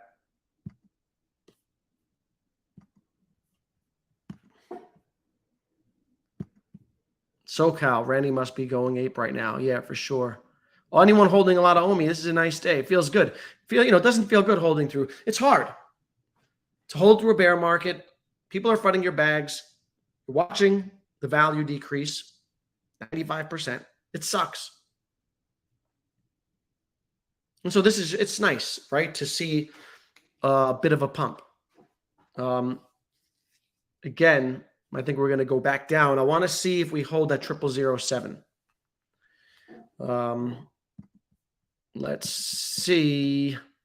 I'm just going to sit back and watch this. Been DCing for over a year. Good job, Cool Mo. $10 million bag so far. Good bag. Thanks for being a channel member, Mo. Appreciate you. Let's go. Now I need to transfer to Veve wallet. Yeah, it's going to be interesting to see that. I do agree with Sona and other people who have said, I want to make sure that that's a secure wallet. Crypto is a dangerous game. Yeah, Mark. Fabrice, I wonder how many whales don't have OMI. Yeah, me too. I think Veve Viral did. I'm going to ask him. I'm going to shoot him a DM soon. He might have done a poll once to ask about people who hold OMI. I specifically want to know about whales. Justin, you know why. Is buying OMI through Coinbase wallet the same as buying through just Coinbase? It's a swap, I think, right? It's like, I never bought on there, but it's like buying through MetaMask. So you're swapping out coins. You need ETH there to complete the transaction. A small amount of ETH. You can't earn MCP. No, you can earn MCP. People are earning MCP already.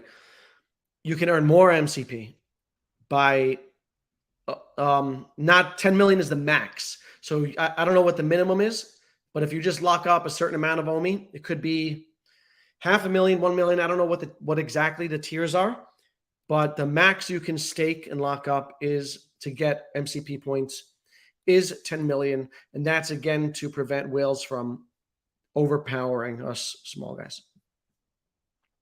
10% OMI is not a stable coin confirmed. Correct. It's a moon token, man. King Zeus, take care of the MCP people. Yes, sir. Josh Pro, all in. Justin, sell signal. Not going to FOMO. Agreed. I would not FOMO. I don't chase. Don't chase. Right? Time to buy was last week, the week before, etc. Don't chase. It'll come back down, I'm sure. I mean, I'm not sure. No financial advice, but historically, pumps are followed by sell-offs. And then it'll settle down and it'll hold at some support.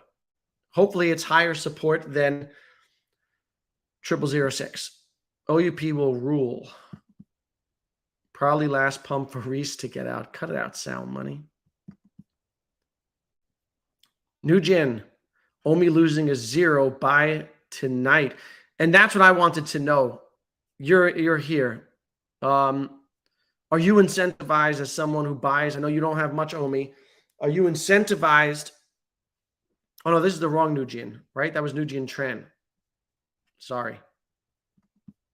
I'm going to FOMO but buy some OMI right now. Don't do it. Don't chase green candles, man. At this pace, all-time high in around 2 hours. No way. Imagine that. OMI, baby, 000 gone. We'll see. Let's see. We're at. It's holding at this level. Maybe we're going to knock out that 8-0. Go back to 8-1. I bought OMI for the first time yesterday. Laura, man, you're smart. Good job. Way to time the market. Feeling good right now. Yep, but I know there will be a candle roller coaster for years to come. This is correct. So it's the right approach. It'll dump. Yeah, I'm sure. OMI watch. This is my first OMI watch stream. See what else we got. OMI weekly candle closes above 21 EMA. First time since January last week. Bullish. Yeah, starting to see. So a couple of bullish indicators for OMI. We started to see it with the Veveverse. People were excited. They want to see deliverables. And you saw a bit of a pump. Now you got this. So two big deliverables back to back. This is what we like to see. It's like watching Armstrong walking on the moon. The watch parties, when we get into the bull market, I think I'm going to have to do watch parties. I'm going to have to do watch parties. That's going to be exciting. If it's exciting now, watching Omi at 0008, imagine what it's going to be like when we watch it together live cross a penny for the first time in forever. It'll be amazing. I'm in Sanjay's boat when it comes to Omi right now. So, Choo-Choo, how would that change for you? What would make you buy more Omi? Please dump 2 zeros. Feels like 1 penny now. Correct. Funny how perspective is, right? 2 zeros feels like a huge gain because we've been conditioned with these low prices. I'm debating how the U.S. will look at Omi. I mean, if Gary Gensler had his choice, he would look at it as a security. So it depends on who's in charge and who's making decisions. And my hope for this whole asset class is that common sense prevails, that Congress pushes through good legislation, and that they develop a digital assets framework overseen mostly by the CFTC, the commodities sector, that these are all commodities, and that there are guardrails and regulations put in place to protect people, but that they don't kill innovation, because that's what the SEC will do. Just by factor of having to apply for a security license would put half of these coins out of business. It's going to drive everything offshore. It's going to push things off of U.S. exchanges, and it's going to put the U.S. in a bad position in an asset class that's going to grow into the trillions. Look at PayPal. PayPal is now getting into, stable coins, partnering with Paxos to create a stable coin. That stable coin, I think, is on the Ethereum blockchain. So you're starting to see traditional finance and big players in traditional finance now adopt crypto. There is such a big, runway ahead in the next decade, 2 decades, for this technology that just simplifies transactions, lowers transaction fees, makes settlement instant, decentralizes many parts of finance, allows us to trade NFTs and have in the future like documents, on as NFTs, right? Everything will be an NFT in the future. So we're just at the beginning, the first inning of this. Hopefully common sense prevails and they develop a framework that makes sense and that is overseen by the CFTC. Another long-winded answer. My 60 million Omi are happy right now. 60 million, nice bag. It's more than me. Good bag. The team can retrieve layer 1 tokens that are sent to the wallet. LOL. Lift off Omi. It'll be interesting to see. Right now, it's in like this waiting area, just above 0008. It'll be interesting to see if it pushes up higher. Flips this 8.4 to resistance. Are you sure your chart is not upside? I'm on CoinMarketCap. No, I don't know what the prices are on Gecko. This is CoinMarketCap. More utilities and exchanges. 100%, this is the way. Mr. Cashflow, pump our bags. Dope. So do I look at the charts? A little. Technicals. I'm not like super advanced. I've worked with, God's Entry, and he's given me some lessons, and I've learned, basic things, support, resistance, RSI, volume, things like that. But I'm not an expert in charts. But I understand the basics.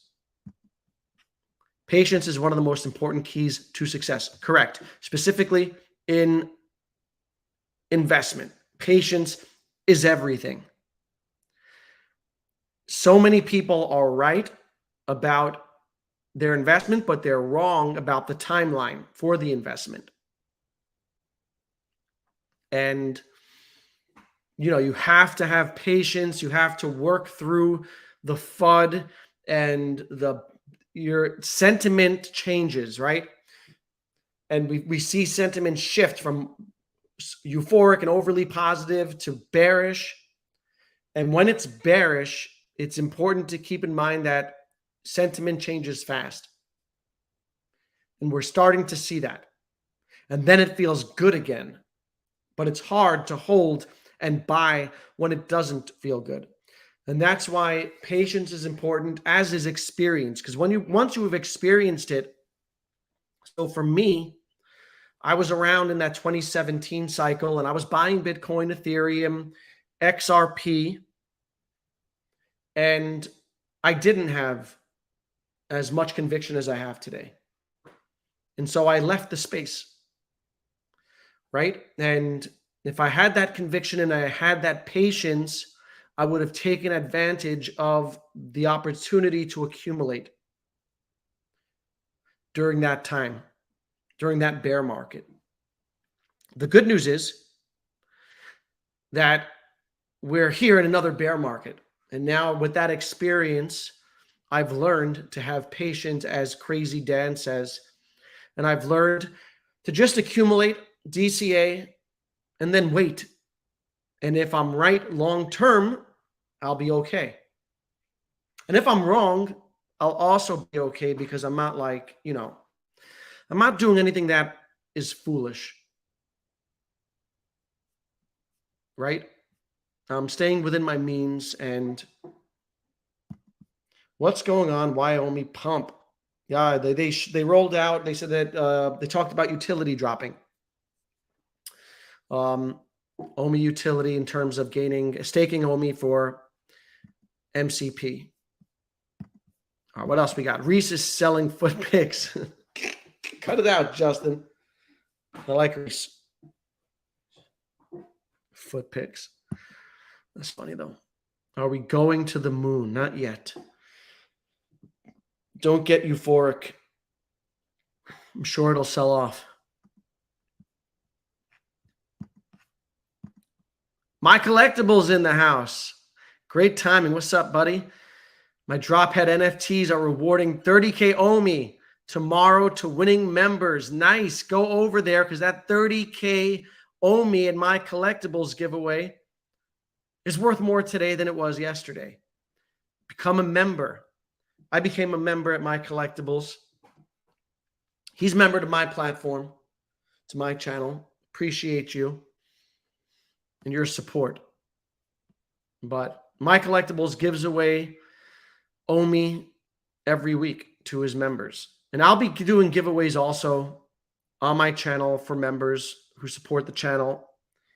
I've got some good rewards coming. Someone in this chat is sending me something good to give away to one of my members. So you're going to like it. Yeah, not sure. For sure. Great news. Super bullish. Super bullish. Love to see it. Spend so many days watching, sitting through FUD and bad news and whens and soons. And it's good to enjoy the wins, right? And soak that in. Still holding at above 00081. Bro casually has 127. We're up to 130 now watching. Big moves. Make sure you hit the like button. On over 2 hours here today. I wasn't expecting to be on for over 2 hours, but I also wasn't expecting OMI utility and an OMI pump of 20%. My voice is going to go hoarse. For sure. Hit the like button. Go fund OMI. Josh Bro is posting his wallet. I made 2K in my Omi bag just today. Yeah, and that feels good, right? To look at your wallet, see the price go up instead of going down, feels great. I have only 150K Omi, but that is a lot of money for me already, so I'm good. Yeah, and everyone has, and that's the thing. We live in a world where we compare ourselves to other people, and we see people with, Jordan's got 200 million Omi. That's a lot. I'm happy with what I have, right? And I was happy when I had 1 million Omi. I was happy when I had 500,000, 300,000 Omi. People have to stay within their, within their wheelhouse and not compare to others. Did I just get a new member? Justin in the house. What's up, Justin? I got a member. Thanks, brother. I'll be setting up a Discord soon. I'm waiting for more people to join so that it's popping up in there and have more people. But for sure, I'm going to be doing some giveaways. We need some lit member emojis. Yeah, I need to get some lit emojis up in here for the members. I don't even know how to do that stuff. I'm a little old, so I'm going to have to figure that out. I'm going to have to consult with like Kyle Wilson or someone to teach me how to give my members dope emojis to use for sure. But I'll also be doing some giveaways. Like I said, I think I got a pretty cool one coming. And I think I'll make that for members. All right. Great news, guys. Here we go. Where else? We got Mr. K. Oh, we already got him. What else?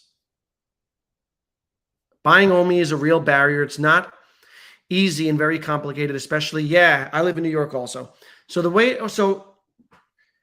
ease, I use Bit4X, and that's complicated. But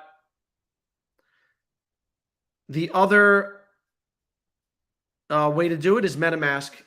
If you have a MetaMask account, you can swap, right? But you have to be a little more familiar, a little more crypto literate in order to do that. But it's not that hard. Do some research, get familiar with it. It's good to know. And it's also good because you never know. So for me, I'll hear about like little coins that pump and go crazy.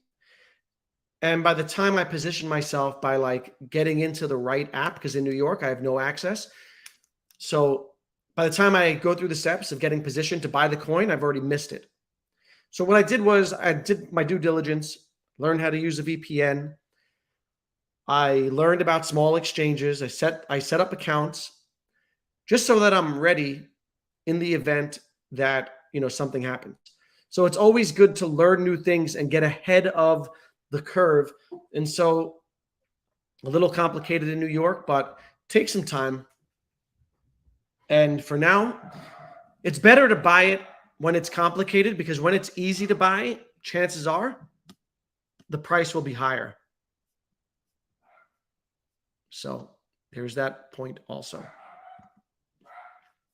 Still over 17%. Let's see.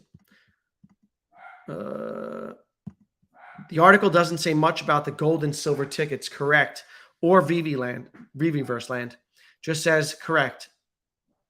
Yeah, so I want to see what the whole plan is.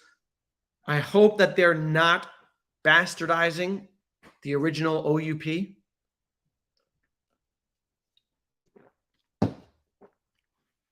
would be a shame. I like the idea of gold tickets. They had said that Veveverse would come with its own utility plan. So I don't want them to go back on. I'm sure that they'll incorporate Omi into Veveverse. They'll also be freer in Veveverse because they can't incorporate Veve into the app. Apple will not allow it. It'll never happen. However, they can in Veveverse because it's a web application. They have more leeway. And so they will have the ability to included. Let's see how far they go.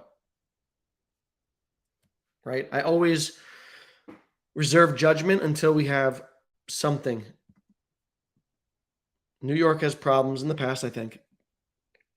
Yeah, the way around New York is a VPN. My plan is to buy high and sell low. Yeah, too many do this.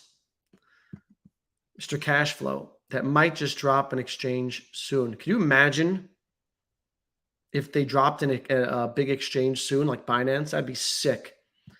I kind of hope not now. It's funny. We want for these things to happen, but we also want more time. So, well, my wife is texting me. Let me answer her. She's away. She's in Europe, and that's why I can stream all the time. Back above 8.2, 00082. 2/3 fall, I guess. Yes, sir. FTX. That would be so David, right? To list on FTX US or whatever. Yeah, I know Sol don't like Solana. A lot of people don't like Solana. I do. Just because I think that their community is strong, the team is strong, and there's activity there. So wherever there's a lot of activity, any blockchain that has a lot of activity is going to do well, specifically in the next bull run. So whatever, we can get caught up on centralization, decentralization, and arguments over crypto ideals. I don't care about that stuff. I care about adoption, and I like Solana. Kumo. So what you say? What say you, Danny, about when the community thinks this OUP should start? Yeah, I mean, I'm hoping though that it's not like 6 months from now, because that would be so Veve to say that this is coming now, but then it's not really coming now. Maximum of 10 million ohm. Yep. Need more exchanges for bull market, 100%. There are like, what are we on, like 4 or 5 exchanges, and they're all small. We need more exchanges. If you look at other tokens, even tokens that have just launched, they're on like 20, 30 exchanges. Pepe is on a bunch of exchanges. All these coins that have no utility, they're on a bunch of exchanges. They're easy to get. Because they're on exchanges, they have name recognition, and people are familiar with them. No one knows about Omi except us and a small group of people, because it's on a handful of exchanges after many years.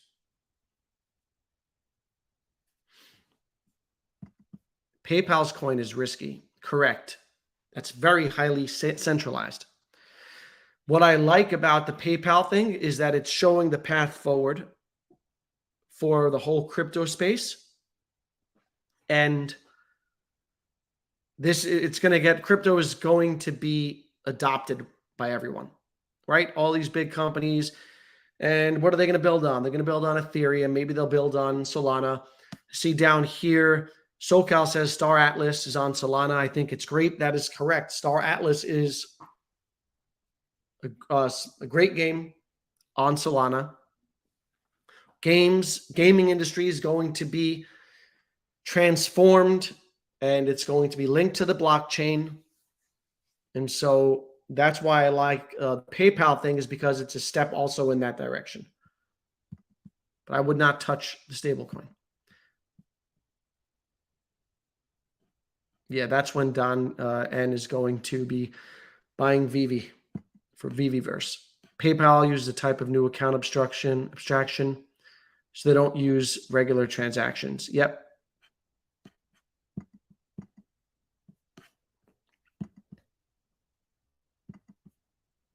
Is there a reason for this push? Yeah, Felipe. So they mentioned utility, right? And utility rolling out, tying it into OUP into MCP, staking OMI for MCP points.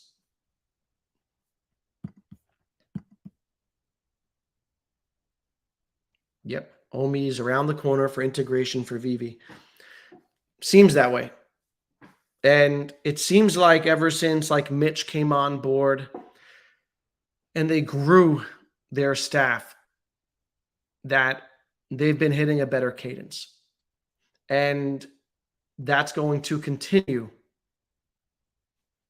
right? And it's going to be in all these things that we've been waiting for, they're going to happen. And so, you know, while I've been critical of the team for their, you know, bad communication, for hyping people up and leading people on, and the many things that they have done wrong, I've also said, do not be dismissive of them and what they've done. And just because they haven't done those things yet doesn't mean that they won't. And now we see that they are starting to do those things. So super bullish. I like it. I like it a lot. Is there a new AMA I missed? No. They haven't mentioned OMI. There is an article, Felipe, on Twitter that talks about OUP Season 0. And there was an interview with David Yu on Pop 101's channel, but he does not mention OMI. How does the current market cap compare to the all-time high during the last bull? Haven't looked into OMI. Yes, so the current market cap's at about $200 million. Last cycle, I want to say it got to $2 billion, but fully diluted, it might have been $4 billion. It was at 1.5 cents. So let's do the quick math. Give me a second. So right now let's say we were at 0007 times. All right. So what's 200 million times 20 is $4 billion. Fully diluted was the market cap. That's 1.5 cents. Can OMI get back to a $4 billion market cap? Yes, I think absolutely.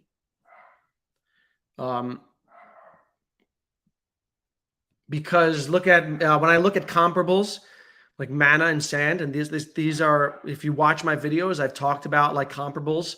A lot of people will base value off one asset by looking at a comparable and putting it into context. And Mana and Sand were both valued at about, I think, 7 billion, maybe 10 billion for one of them. I don't remember, but definitely 7 billion, $8 billion last cycle. And if OMI hit that level, that would be a 3 cents. 3 cents at those levels. That's without a burn. I don't anticipate too much of a burn. A year ago, if you'd asked me how much OMI are we going to burn, say we're going to burn a lot of it. We had a great opportunity, right? Prices have been low. Unfortunately, it didn't come out and whatever. That's fine. But I would expect these installments of OMI utility to come out incrementally. And we know that they don't move at a super fast pace, right? So little by little, I think that they'll deliver. So I wouldn't expect them to burn a bunch of OMI. I'm not going to factor burning into my projections when I think about where OMI will go. All right. So 3 cents, 8 billion, about $8 billion market cap. Yes, I think that can happen next cycle. And that would put it at about where Mana and Sand it was. And you can make the argument that it should be higher because there's more adoption, more users. So we're going to see. Yes, sir. Yips. Yep. Yeah. Definitely need to fix buying only for the common folk. Bigger exchanges will help, as will buying from the web app. That will be another bullish, and that's coming soon. And I think they said that that was coming before exchanges, if I'm not mistaken, in that same Discord AMA that I referenced earlier. They mentioned that that would happen prior to exchanges.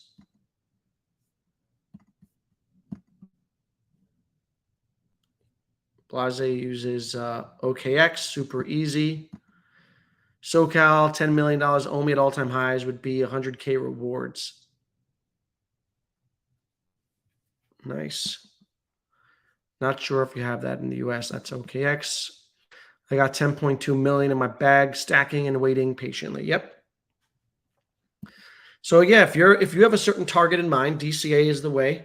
And I wouldn't chase pumps. Today's nice. We'll see how it settles. I'm going to wrap up in like next 9 minutes. My voice is getting hoarse. I've been talking for almost 2.5 hours. I did not expect for this. I think I got off track on all points I was going to make and what I planned. I did not expect us to get segued and to go on for 2.5 hours looking at OMI and just talking about all the stuff we've been discussing, but it's super dope. At current outstanding supply of OMI, only around 31,000 users will be able to hold 10 million OMI. That's a pretty dope fact. Yeah. So let me pull up that thing again. Let me see. Oh, wait. Let me go back here. Go to my bookmarks. This is it. So 31 Marion says, at current outstanding supply of OMI, only around 31,000 users will be able to stake. So if they got 31,000, that's a lot though for this. Well, let's see, not really. So I think 10 million OMI is doable for these first 4 tiers, right? And that is over 2,000 wallets. So what's 2,000 times 10 million is what? Someone do that math. I think that's doable. I think you can even get into a bunch of these people here, 100 to 500 wallets. And now you're opening yourself up to, 9,000 active people. And as Veve scales, if Veve scales, these numbers grow. The number of people incentivized to hold and stake OMI grows. So we got to hope that Asia comes and buys up and invests in, likes Veve collectibles. If they're able to scale Veve and grow the user base, this is a very good point. Very intriguing. Bitmart is a good exchange for OMI. I'd heard Jim Adler's tummy hurts. We addressed this. I got used to Bit. Yeah, I got used to Bit4X. Bit4X used to be really annoying for me, but I've gotten used to it. Pepe is sexy. OMI is mid. I think OMI's getting sexy now again. Don't you think? Today, OMI is sexy. I don't think OMI will come to the US, though. Yeah, I agree with that, King Zeus. Soul needs the SpongeBob meme 10 years later. David Yu is not a crypto expert or anything, correct. So he do not talk about it. I can respect that. Yeah, and he's not. He's also, I think, wary of speaking about it in public because of the regulatory concerns. And he has said that he and Dan have not talked about it together. And I think that's a purposeful statement because part of the Howey test and one of the prongs is that the asset is increasing in value due to the efforts of others. And one of the ways that, crypto gets around that is that it's just a utility token. And anyone can just buy it on an exchange and use it for utility, rather than, a traditional asset.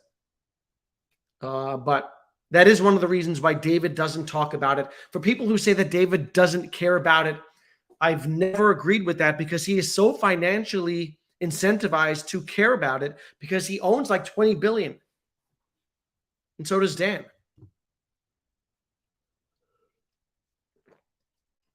The generational wealth that they would accrue through Omi doing well is, they are very well incentivized, but they have a plan, obviously, and they have their own things that they discuss that we're not privy to. Rigby, everybody crypto user has either Binance or Coinbase, so the choice for the next exchange is easy. Yeah. Great chat. Thank you, Rigby. With that, I think I'm going to wrap it up. Go check out a Comiverse. Those guys are on. I wasn't planning to go and go up against them, but check them out. Thank you all for sticking with me. That's funny, Soul. Yeah, but in this case, it's correct. That's generational wealth. If they have 20 billion Omi at a couple cents, that's generational wealth. Cavel's talking about $10 Omi. I never subscribed to that, but anywho. Thank you all. We had over about 130 people here for almost 2.5 hours. Wasn't anticipating going on this long. Appreciate you. Justin, I'm going to get you some emojis, some dope emojis, some lit emojis, so that you can use those now that you're a channel member. Appreciate you. I'm going to try to stream again on Wednesday. So thank you all for coming through, spending a couple hours with me. Appreciate you all. A good day for the Omi token. Peace.